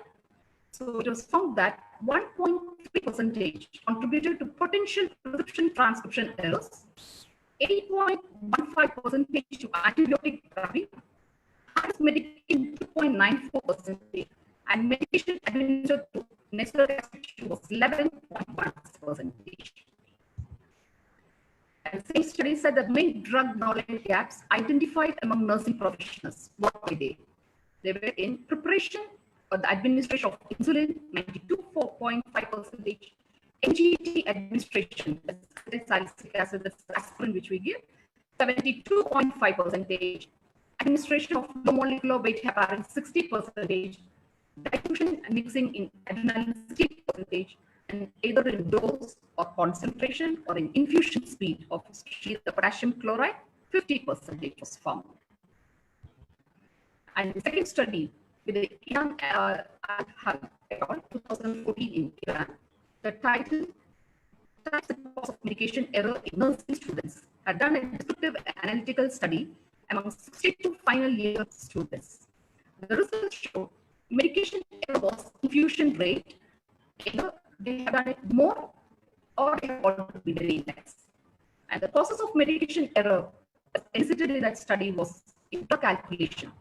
The errors that was made in drug calculation was 77.4%, and lack of pharmacological knowledge, which we are seeing right from the beginning. So the students also had same thing, 75.8%, and illegibility of patient's record, 72.6%. The third study says Mohanty S. 2016, which is done in Odisha, awareness of medication error, medication management and prevention among staff nurses. So I've just taken only medication error. A descriptive survey which is done on 100 staff nurses states majority 39% was not reading the instruction carefully. 26% of them claimed heavy workload. And 22% of them stated it's because of insufficient work experience. And there were others, one or two miscellaneous, they have included in 13%. Next study says, done by Mahesh M. et al. 2016 in Bangalore. Nursing perceptions of medication, of administration practices, reasons for errors and reporting errors. A descriptive survey done among 199 nurses said that this is about frequency of reporting errors. 66% of them reported always, and 18% of them said that frequently they used to report. And 3% of them stated half of the time they used to report. And 10% of them said rarely they report. And 3% of them said they do not report at all. The last study, Karthikeyan M. et al. In 2015, Kerala, done a systematic review on medication error among 44 studies, where it said highly reported prescribers error in the literature that was found was the highest was for drug-to-drug interaction, 68.2%, and for incomplete prescription, 25%, incorrect drug, 13%, monitoring and underdose, it was 12.6%. In incorrect interval, it was 12.1%. And the same study, he said also, highly reported nursing errors in the literature, which was found was for wrong rate, 34%, wrong time administration, 28.6%, wrong dose, 25.3%, medication omitted, 24%, wrong fluid, 22.4%, wrong drug, 21.2%, wrong route, 19.9%, and wrong patient, 19.7%. So with this, I would like to conclude. Once error has occurred, it is an ethical duty to maximize the benefits of patient care. It can thus improve patient safety and health. Therefore, managers should have a positive attitude toward reporting medication error. They should in fact consider error reporting as an opportunity to understand the causes of errors, and they will consequently be able to analyze cause and effect relations to establish better policies to prevent errors. And regarding the prevention and the safety errors, the next speakers will be able to highlight to you all and throw more light on that. With this, thank you. If you have any questions, please, you may ask. Thank you so much, ma'am. Before I raise the question, I would like to say, madam, that really you have presented significant studies related to nursing practices, and this is alarming situation for the nursing practitioners to have proper training, proper knowledge, and proper practices. And it is very, very important, as your studies tells that improper knowledge is a significant cause of medication error. So it is the responsibility of our nursing organizations too to give proper training to our student nurses so they can practice it with judicially in clinical setting.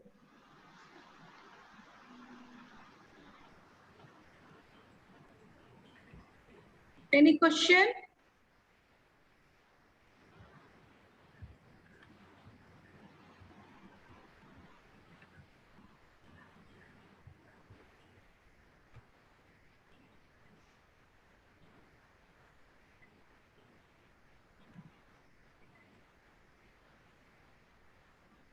Students wants to know, madam, in case of emergency arrives in the hospital, what are the precautions to be taken? Because that time, sometimes doctors are not there, and emergency situation, they have to handle the casualties. That time, how they can manage it?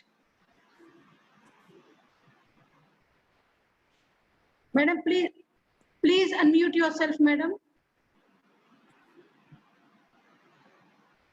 Yeah. Can you hear me? Yes, yes. Ma'am, you just asked emergency situation. The question is, in an emergency situation when doctors are not there, what we could do? Yeah. So in India, we do not have a Nurse Practice Act. So far, we do not have. Legally, it is not what we are. What is our domain is only administration of drugs. Yeah. So once we are going to take, we are going to trouble ourselves. So that is why one error which we have found with physician is, so in that emergency situation, when we happen to contact them, they would give us a verbal order. And now that this technology has grown, and you said in this pandemic, we are able to make this national conference through this technology, nursing informatics have been come there. Yeah. So it is possible for the doctors to see from the place where they are. Not necessary they should be able to come, I'm going to say in an emergency. By the time he could travel and come through that technology, he'll be able to see what's happening, and he'll be able to do that. So as long as we do not have such legal acts, and if I'm going to advise you on that, then it means that I'm committing an error. So we always need to, for any kind of practice, even for as a nurse that we have to practice, we are supposed to have a registered nurse license. Yeah. So in countries, we can just see where nurses are there. Here in India, we have RN and RM. Whereas in few countries, if you happen to see, only RN is given, where they cannot work in midwifery area. So they have to have that license. So for us, unless we are going to have that license, let us not look for that. Let's remain only on nursing domain, and a lot of things which we can do. So that we need to rectify, and that we have to do. Thank you so much, ma'am. Hope students have satisfied themselves by the answer given by madam. Thank you so much, madam. And I request our secretary of our institution, Mr. Vikrant Singh Rathore, sir. Sir, please acknowledge the talk of madam and give thanks. Vikrant Singh. Good afternoon, everyone. I hope all of you are in great health and doing well. First of all, I'd like to thank Dr. Pramila R. Ma'am for sparing her valuable time and coming on this platform to address us with her vast knowledge and experience. I think these are the times to learn and to gain knowledge in your subjects. These lockdowns are hard on us, and I think this is a very nice way to utilize these times. And whatever knowledge you gain, and it's always beneficial, and someone who's willing to share the knowledge deserves a lot of praise and a lot of credit. So thank you so much, ma'am. I'm sure the session would have been a lot of a very benefit to all the students and faculties. And last but not the least, I'd like to thank Keshkali ma'am for organizing the national conference and bringing such dignitaries from the medical and nursing fraternity on the single platform. Thank you so much, ma'am. Thank you so much, ma'am, for being here. Thank you. Thank you, sir. Thank you, sir. Thank you, ma'am, Pramila. And sir is connected from Gwalior. Actually, our secretary, sir, is residing there and he's from there. So thank you, sir. Thank you, ma'am, for sharing your valuable knowledge. And now, this time, I invite my next speaker, Dr. Sadhana Upen Adhyapak, to discuss about working to reduce medication error and what to do if medication error occurs. Dr. Sadhana Adhyapak, over to you, madam. Yes, thank you. Am I audible now? Yeah, yes, ma'am. Okay, sure. Thank you. First of all, I would like to congratulate Vikrant Institute and Professor Keshkali Sharma for this well-organized virtual conference. And to begin my talk, I would like to quote the words by Swami Vivekananda. He says, in all our actions, errors and mistakes are our only teachers. The one who commits mistakes, the path of truth is attainable by him only. But of course, it doesn't mean that we should commit mistakes or errors willingly. Because we, being the nurses, we are playing with the human being's life. Every day, we are in various clinical situations. And there are very high chances that we do certain mistakes. So one of the area where we can do mistakes is medication error. So today's my topic for discussion is reducing medication errors and what do you do if at all medication error occurs. Madam Pramila has highlighted on causes of errors. So I'll be discussing how these medication errors can be reduced. So what are the medications? The other name we call it as drugs. So these drugs are defined as they're substances intended for the use in the diagnosis, cure, mitigation. That means when you want to reduce the severity of something, of the disease process. So in that case also these substances are used. They can be used to treat or to prevent the disease. Basically, they are substances which is something else from the food. They are not food, they are other than food, which are intended to affect the structure or any function of the body. Now coming to the medication error, how do you define it? It is any preventable event that may cause or lead to an inappropriate medication use or patient harm while the medication is in control of the healthcare professional. So any healthcare setting, it can occur in all settings, it can occur at home also. If patient is not well educated how he or she has to take the medication. So there are in home also there are chances, in community, and of course in hospital settings. So any settings medication error can occur. It may or it may not cause adverse event. Every time, not necessary that it will cause adverse event, but still the reporting is important. The medication error should be reported. Now, when there is increased risk, when and which are the areas where there is increased risk of medication error? So when you want to give medications with complex dosing regimen, so I'll tell you one example. If you have 1 milligram of medication in 1 ml of ampule, and you want to give 300 microgram of medication, the available dose is 1 milligram in 1 ml and the order dose is 300 microgram. So in that case, it becomes little complicated. So there is a risk that you make a mistake. There are high chances that you make a mistake while giving medication error. Second, when the patient is on multiple medications, there are many drugs ordered. Some are once in a day, some are at the night time, some are 3 times in a day. So there are chances that you make a mistake. Third thing is when many physicians or doctors are involved in treating the patient. And of course, babies and children, because adults, they may are aware of their doses, their timings, but children, they don't know. Whatever we give, they just take it. So these are the cases where there is increased risk. And specialty areas like intensive care units, emergency departments, diagnostic or interventional areas. These are the areas where along with routine medications, some other specific drugs are used. So maybe there is a chance that the healthcare professionals, involved healthcare professionals, they are not very much exposed or used to give those extra drugs. So that is the reason why there is increased risk of medication error. Now coming to the point, reducing medication errors. Now, during ordering, only authorized person will prescribe the medicine. So usually in our setup, the clinicians or the treating doctor, they are responsible and they will prescribe the medicines.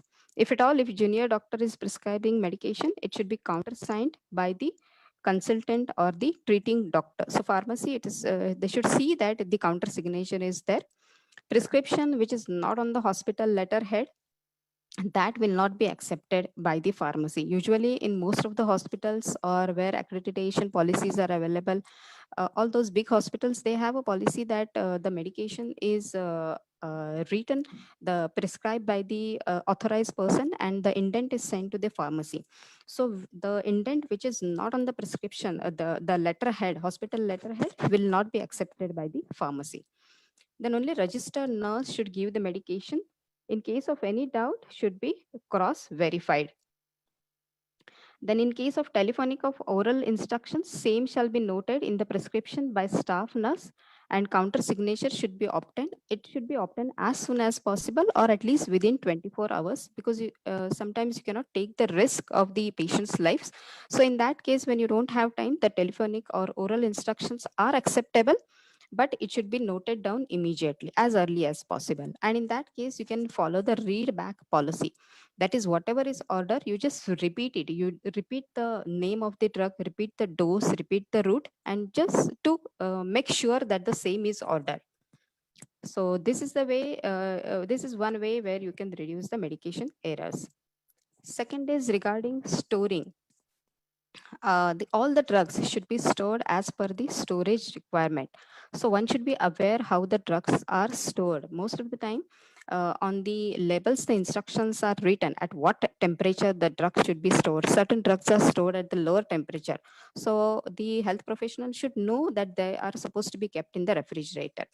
Certain drugs, they are not supposed to be getting exposed to light. So all those instructions should be followed while storing the drugs. Then one more thing is that one can always store the drugs in alphabetical orders of their usually generic names are followed. If at all, if there is any confusion, in that case, brand name can be followed.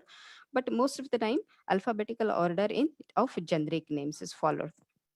The area where you store the drug should be clean and well. The adequate lighting should be there, because in case of emergency or when you are in a hurry, you can clearly see the labels if adequate lighting is there, and you don't make any mistake while selecting or taking the drugs. That is why lighting is important. Then one should follow the inventory practices. Most of the hospitals, whatever 2 shifts or 3 shifts, or every shift, the staff nurses, they check the inventory and they sign it, check the number of drugs, number of vials, ampules, and so this inventory practices should be followed. Then emergency medicine shall be available at all the time. Usually medicine areas like intensive care units, the emergency medicines are kept in the crash cart. So if in case they are used during emergency, whatever vials or ampules are used, they should be replaced from your extra stock immediately. And later on, you can order for your extra stock. But emergency should be available every time. Then next, cytotoxic drugs, usually they are not stored. They are brought only once they are ordered or once there is a prescription. Then when you have a sound like or look like medications, they are stored separately. One way to store those drugs is tall man lettering. For example, you have the drugs like metformin or metoprolol. So that met is written in a common format, that formin and aprolol, that can be written in capital letters, so that it makes, so that you're sure with the names of the drugs, and then you don't make any mistakes while taking the drug. Then the person who is checking the inventory can always check the temperature of the refrigerator. Then medication should be protected from the loss. If you check the inventory regularly, naturally, the loss is avoided. And regular audit. Most of the hospitals, they do regular audit. Every 3 to 4 months, audit is done. So, this is regarding the storage and how you reduce the medication errors. Next is about the prescription of medications. The authority to order medications is limited only to registered physician, and only standard prescription format is used to order medication with there are certain things which are very compulsory to write in the prescription. So few things I have mentioned here, that is name of the patient, IPD number, date of prescription. If it is a pediatric patient, specifically the age and weight of the child should be mentioned because the doses vary, they differ. Then the generic main name of the medicine can be written. The dose, route, strength is mentioned, and prescriber's name and signature should be there. If all these things are then it, in that case only it becomes a complete prescription. Continuing with that, the separate prescription should be there for each and every patient. Consider individual patient factors like pregnancy, lactation, comorbidities, and other medications, because certain drugs like antihypertensive drugs, ACE inhibitors, angiotensin converting enzyme drugs, they are used very cautiously or not used during the pregnancy, because if they're used, there are, there can be ill effects on the fetus. So some drugs are transmitted through the breast milk or through the placental barrier. So the person who is ordering the medicines, he should be aware of all these drugs. Comorbidities like liver diseases or kidney diseases. So in that case, liver won't be able to metabolize the drugs, or if kidneys are not functioning, the kidneys won't be able to excrete the drugs. So the person who is prescribing drugs should be aware of all these factors like pregnancy, lactation, comorbidities, and the other medications on which patient is already on. Then names of the medicine should be written in prescription as well as the doctor's order sheet. Now, in some hospitals, what happens? There is a separate column for stat orders and regular medicines. One example I will give you. Once there was a stat order for injection tramadol, but the order was not written in stat column. It was written in regular sheet. So continuously the medicine was given, and after 3 days, it was found out that actually the order was only stat. So the person who is writing and the person who is giving the medication should check exactly. So that is why the names of the medicine should be written in prescription as well as the doctor's order sheet correctly. Then check whether name, dose, time, frequency, route of drug administration is written in the prescription. Only name is not enough. Along with that, dose, timing, route, frequency is also important. Then verbal orders are followed only if delay in the writing orders will compromise the patient. As far as possible, the verbal order should be avoided, but in case of compromising patient care, in that case it should be followed. But as I said previously, it should be get written immediately, as early as possible. Then as far as possible, the abbreviation should be avoided, but sometimes the standard abbreviations can be used if it is a printed electronic thing you're using, or at least the handwriting should be legible. Because sometimes you write injection IN or IM, so there can be confusion with N and M. The nasal can be read as intramuscular, so that should be very legible handwriting. Then when QD, actually QD is every day, but the person can interpret as QID, which is actually 4 times a day. So as far as possible, abbreviations are avoided, or only standard abbreviations in clear handwriting can be used. Now, if there is a doubt regarding prescription, that is illegible handwriting, if you think that the strength of the medicine is wrong, then similar sounding medicines, in that case, nurse should get it corrected without causing any convenience to the patient. Now, in this case also, I'll give you one example. Actually, the order was written Cardan 30 milligram was order, actually, which is supposed to be antihypertensive drug, but it was read as codeine 30 milligram. And when the history was checked, that particular staff knew that patient is a case of migraine headache. And then she thought that maybe it is given as an analgesic for headache. And then instead of this antihypertensive drug, this codeine was given as an analgesic. That is why the handwriting is also very important. Then all medicines should be checked for name and expiry dates before dispensing. This is pharmacy's responsibility, as well as when the drugs come to you, the staff nurse always, along with the inventory, she can check for the name and expiry dates. Then pharmacy is responsible for proper labeling and packing of the drugs. And nurse should check that known drug allergies are highlighted so that patient does not receive that drug. So anyone who comes and orders the drugs know that when he or she sees the highlighted things, that person knows that this patient is allergic to these drugs. They can be either highlighted, they're written in red ink, or they're written in bold letters. So that can be done. So that was about the storage. Now regarding reducing errors in high risk medications. So as far as possible, the high risk medications, they're not stored. Only when required, they're brought and used. And when you have it, avoid storing look like and sound like medication next to each other.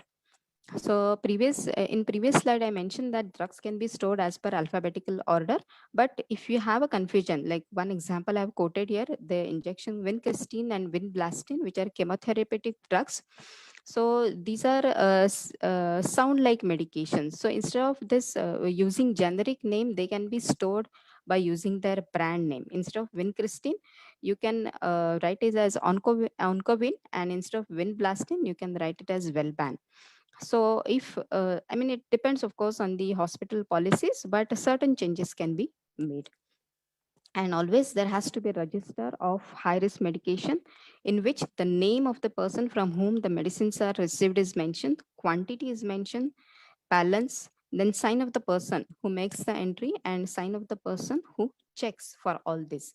So the register, there will be register which will include all these things.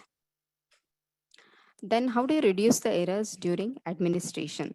So all the rights of medications which are already mentioned by the previous errors, there were basically 5 rights. Now it is 10, 12, whatever rights, all those are checked. Then administration by only authorized healthcare professional. Then already prepared medications are named, dose and timing. Sometimes the patients are on drips. See, for example, dopamine, you want to give it in through a syringe pump. So you maybe dilute dopamine with 50 ml of normal saline or 5% of dextrose or whatever as per the orders. And then you know that that previous syringe is going to get over within 5 minutes. So you prepare the next one and keep.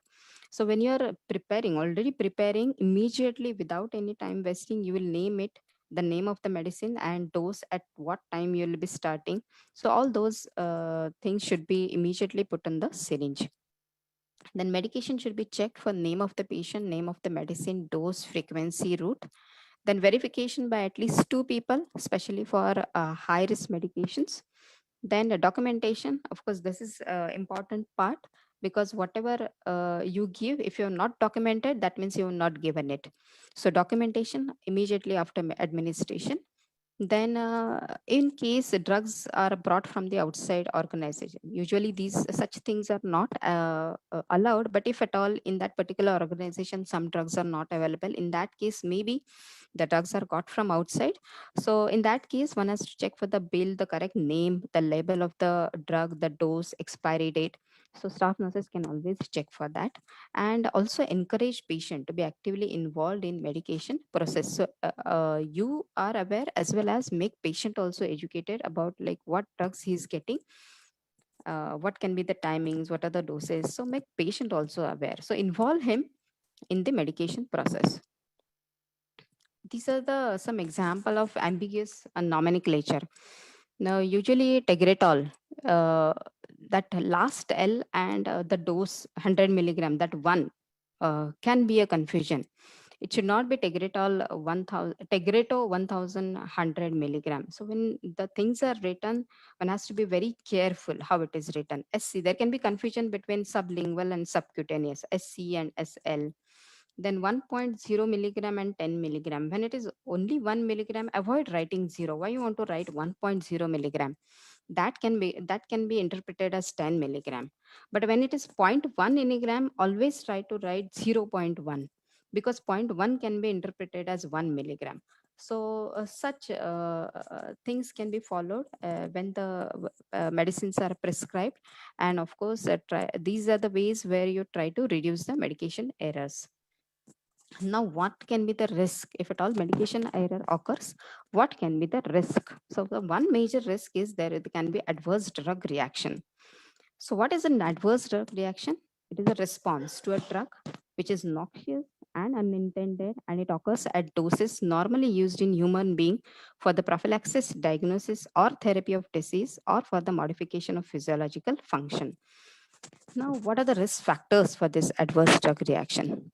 Age is one important factor because very young and very old, they are at risk because very young, the all systems are not developed. The liver is not able to metabolize the drugs. The kidneys are not yet completely developed so that they can excrete the drugs.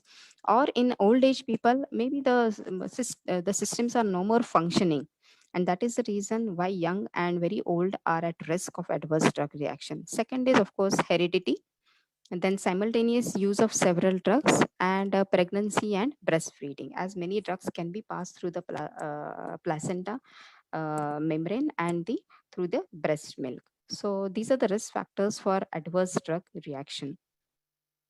Now, types of adverse drug reaction, they can be either dose related or allergic, or sometimes you don't know exactly what reason is. So they come under the category of idiosyncratic adverse drug reactions. Dose related, that means when you give too much high dose, say for example, antihypertensive drugs, extra tablet is given, then patient feels giddy, or when you give extra dose of insulin, in that case also patient may fall, the blood sugar level goes down and patient feels giddy and fall down. Then allergic drug reactions, when there are problems with the immune system, so in that case allergy can occur. Or as I said, when you don't know the exact reason, but there will be something like nausea, diarrhea, some rash development, so in that case they are categorized under the category of idiosyncratic adverse drug reactions. Then there is severity of adverse drug reaction. Of course, there is no WHO or any institutional classification for severity, but overall the severity can be classified as mild reaction, moderate, severe, and lethal reaction. So for mild, in this case, the drug need not be stopped. But of course, drug frequency or timing can be re-evaluated, or some other drugs may be used to control the symptoms of adverse drug reactions. For example, stool softener can be given for constipation. Usually some drugs like when you want to increase the hemoglobin in case of anemia patient. So all those drugs will cause a constipation. So for that, no need to stop the drug, but instead of that, stool softener can be given because you want to increase the hemoglobin level of the patient. And there can be some common mild reactions like headache, nausea, constipation, diarrhea, fatigue, and malaise. Very common with especially antibiotics, fatigue, malaise, vague muscle aches. There may be changes in sleeping patterns, but these all are considered as mild reactions. Moderate can be like there may be skin rashes, muscle tremors, visual disturbances, changes in mood or mental function. There may be decrease in white blood cell count or blood glucose level. These are examples of moderate reaction. Then there sometimes the reactions can be severe. They are relatively rare, but can be life-threatening, such as liver failure, changes in heart rhythm, may result in persistent or significant disability. And these are the severe reactions, and at the end this reaction can be lethal, that is drug reaction directly or indirectly cause a death. So these are the examples of reactions: mild, moderate, severe, and lethal. Then how do you treat this adverse reaction is either you modify a dose or discontinue drug, or switch to a new drug, some different drug. Now, what can be the impact of this medication errors? Now, this impact, it ranges from no effect to long-term disability or death. So health status of the patient is important. Along with health status, there can be financial implications on the patient, because naturally, if it is a disability, then maybe there may be prolonged hospital stay. Naturally, the cost increases. Sometimes the cost is not reimbursed by insurance. So all these financial implications can be there. And the patient may lose the trust of the institute, and will try to switch over the institute for medical help. Or a person or patient may even seek non-conventional methods, like he can opt for some alternative therapies. Now till now we have seen how can you reduce the medication errors. Now, what actions can be taken when medication error occurs? Now, when medication error occurs, the responsibility can be with consultants, nursing staff, or pharmacy. One of the previous speaker had shown one of the research where the maximum percentage was seen with the nursing staff. The responsibility was with the nursing staff. So all these can have the responsibility, but top priority is patient safety. What has to be done is immediately when nurses are always in close contact with the patient, so they can identify the errors. So immediately assess and examine the patient's condition, notify to the physician and immediate superior nursing personnel. Maybe there may be ward in charge in the ward or ICU, whichever area you are working. So notify it to them immediately. And once the patient is stable, report it to the appropriate person, that is nurse supervisor or nurse manager. It has to be reported. And later on, the incident report is made.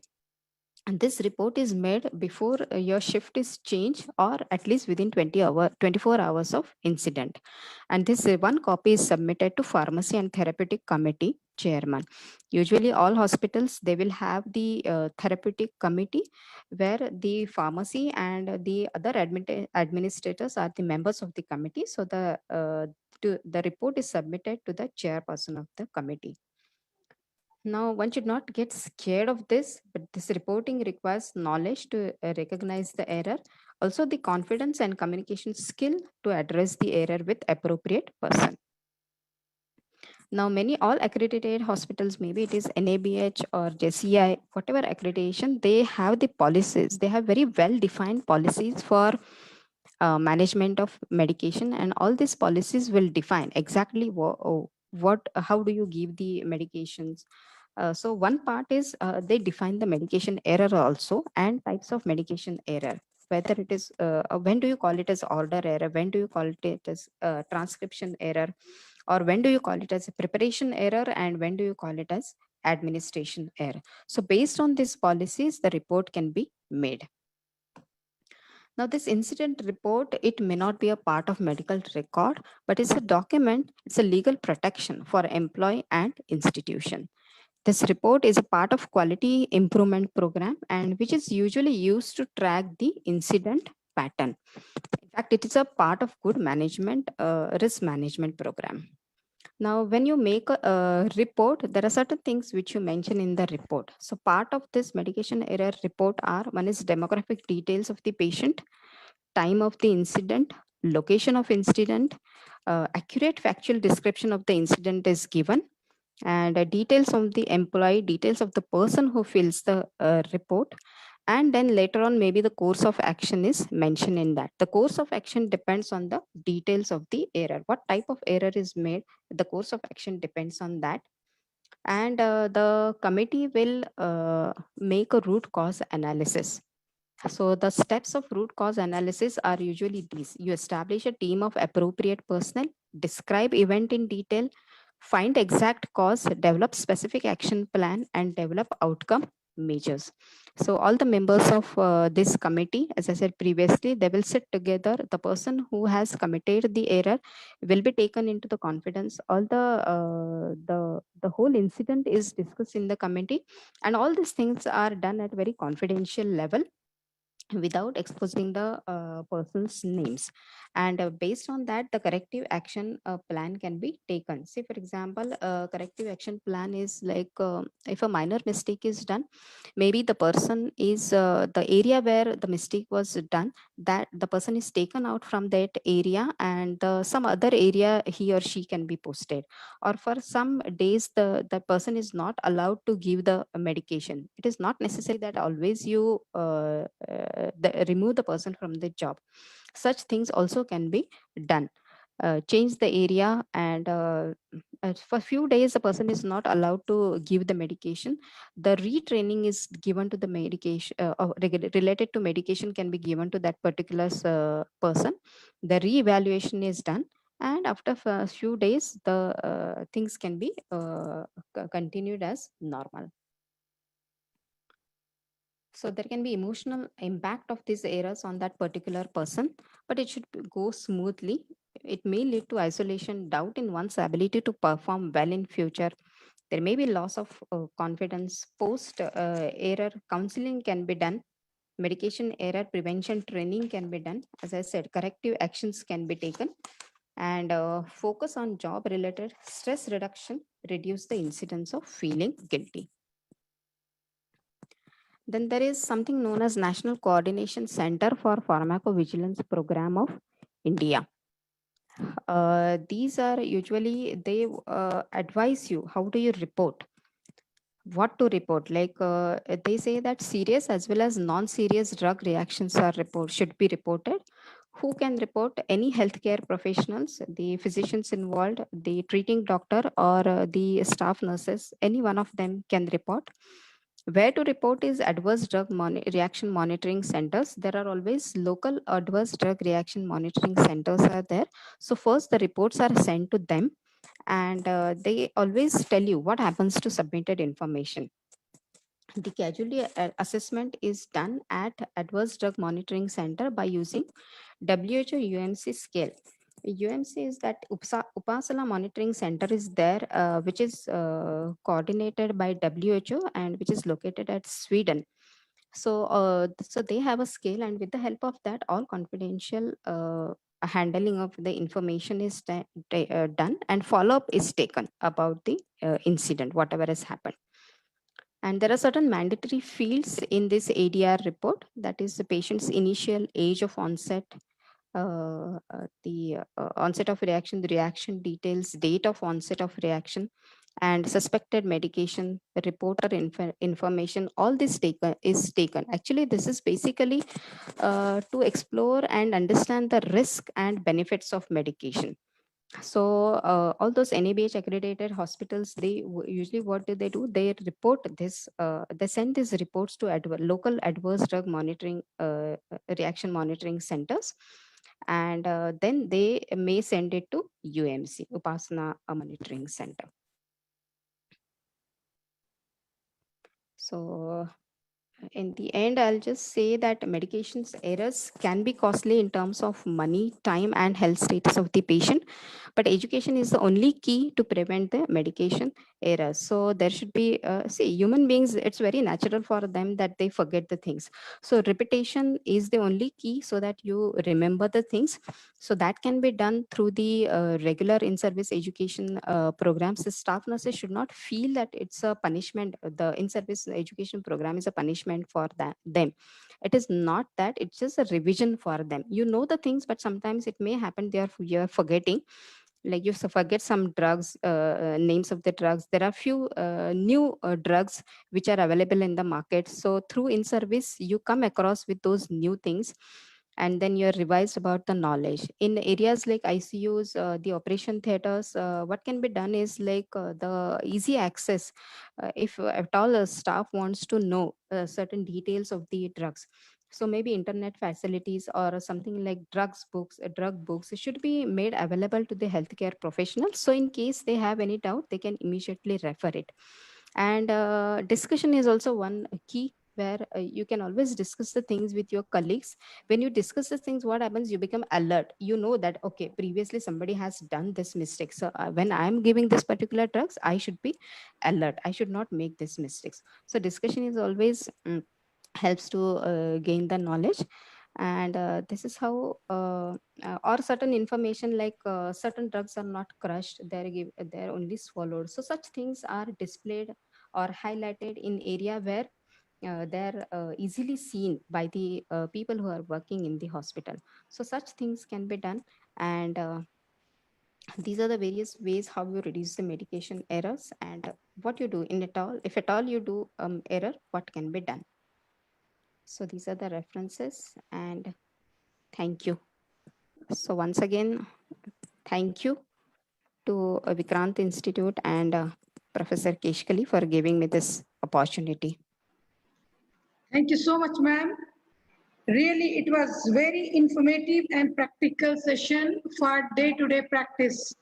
By listen your session, I come to know that this is the topic which should be discussed rigorously and periodically, because most of the nurses and due to, it may be because of their busy schedule, they've forgotten to follow certain specific orders. Yes. Ma'am.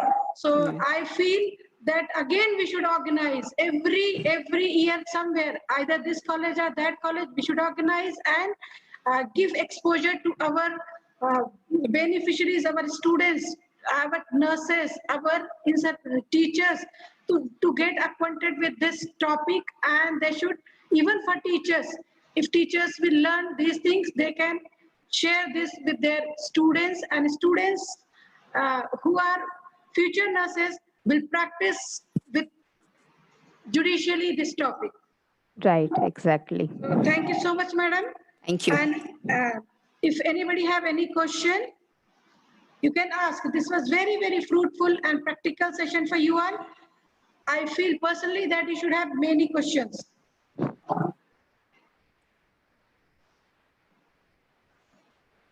Somebody had asked regarding the emergency. So what I thought, maybe like as I said, the telephonic orders can be accepted. Only thing they have to see that they're getting, yes, it should be written down later on as soon as possible. That can be done. Yeah, thank you so as much, madam madam. said, we are not exactly involved in ordering, but that can be accepted and then given. Okay, thank you, ma'am. Thank you. We have our Assistant Managing Director, Dr. Sandeep Shukla sir with us. Sir, kindly acknowledge the talk of madam and say a few words. Dr. Sandeep Shukla sir. Sir, can you hear me? Sandeep Shukla sir, can you hear me, sir? Yeah, ma'am. Yes, sir. Good afternoon, one and all. First of all, I congratulate Keshali ma'am to organize a wonderful national level workshop conference.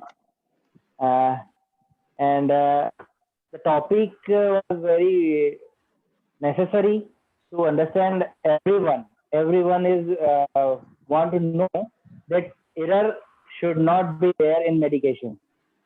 So I thank you, Sadhna ma'am, to share such a wonderful thoughts with us and nursing fraternity.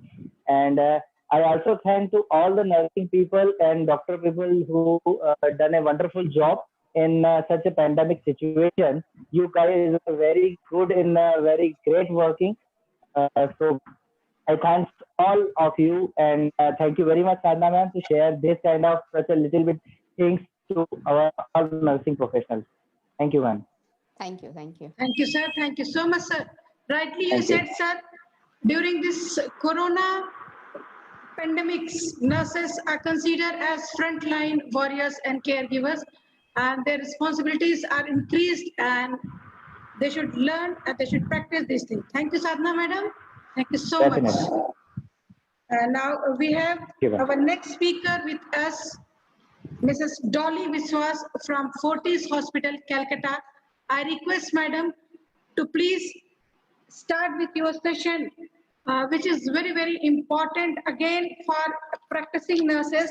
The topic is nurses' role in the prevention of medication error.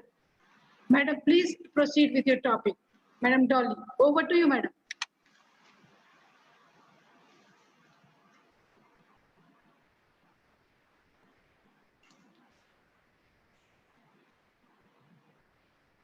Dolly ma'am, can you hear me?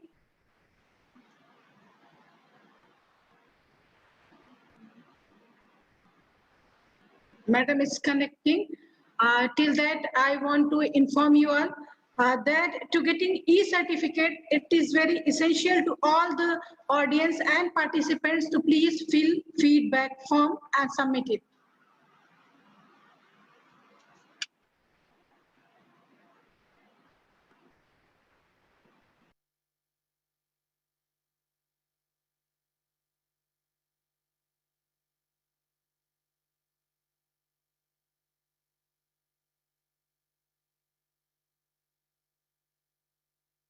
Dolly ma'am, you can unmute yourself. You are co-host, so you can unmute yourself by your own.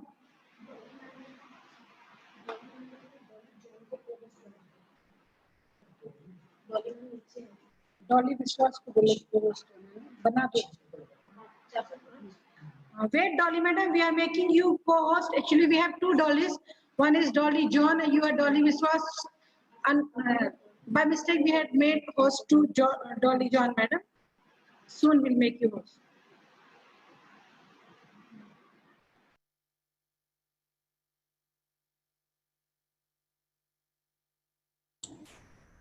Hello. Yes, yes. Dolly ma'am. So is it by Dolly John madam or I have to speak? No, you only. Actually, our Because host, by mistaken, he has made her co-host. Okay, my session was at 3 to 4 p.m. It is your session, madam. It is your session. Dolly Viswas session. Okay, okay. So I have to share my slide. Yeah, so just let me take through the slide. Yeah. You can take your own time, madam. Give me 2 minutes. Give me 2 minutes. Okay, madam. You can take.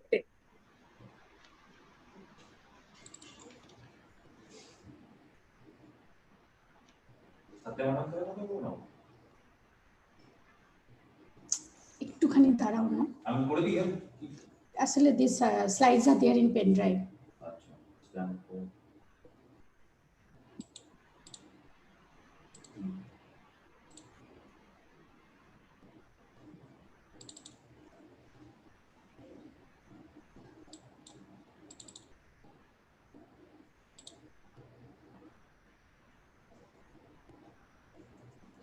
So share.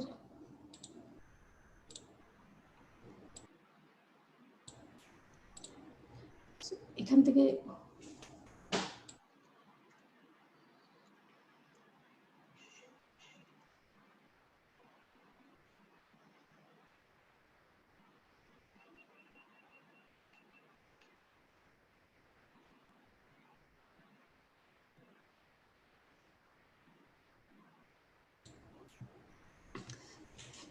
Okay, can you see me?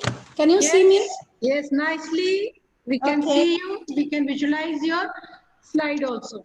Thank you so much. First of all, it's my proud privilege to take this session today along with this all gathering, and I am seeing there is a huge people have been connected, the students connected, almost 600 students, and the credit really goes to Madam Keshkali, who is my friend, my batchmate, and we all, both of us studied together in Indore College of Nursing, and I am proud to present this session today to share my thoughts to your student, and I'm glad that you have organized such a wonderful conference and virtual conference where everybody have connected and participating and very well spoken by many of the speakers before me. So now I would like to take through without spending much time, and welcome to all the students, principal, and the other faculty who have connected. So let me take to the slide, role of a nurse in preventing medication error. And I am working in Fortis Hospital, Kolkata, Anandapur. I am the Chief Nursing Officer over here. So the next slide. The objective of today's session, this particular topic, to create safe environment for patient. Ultimately, patients when are coming to us, we have to take care of them. We have to provide them a safe environment, and we have to see that we should not do any harm to the patient. That is the primary objective which we have to keep in mind.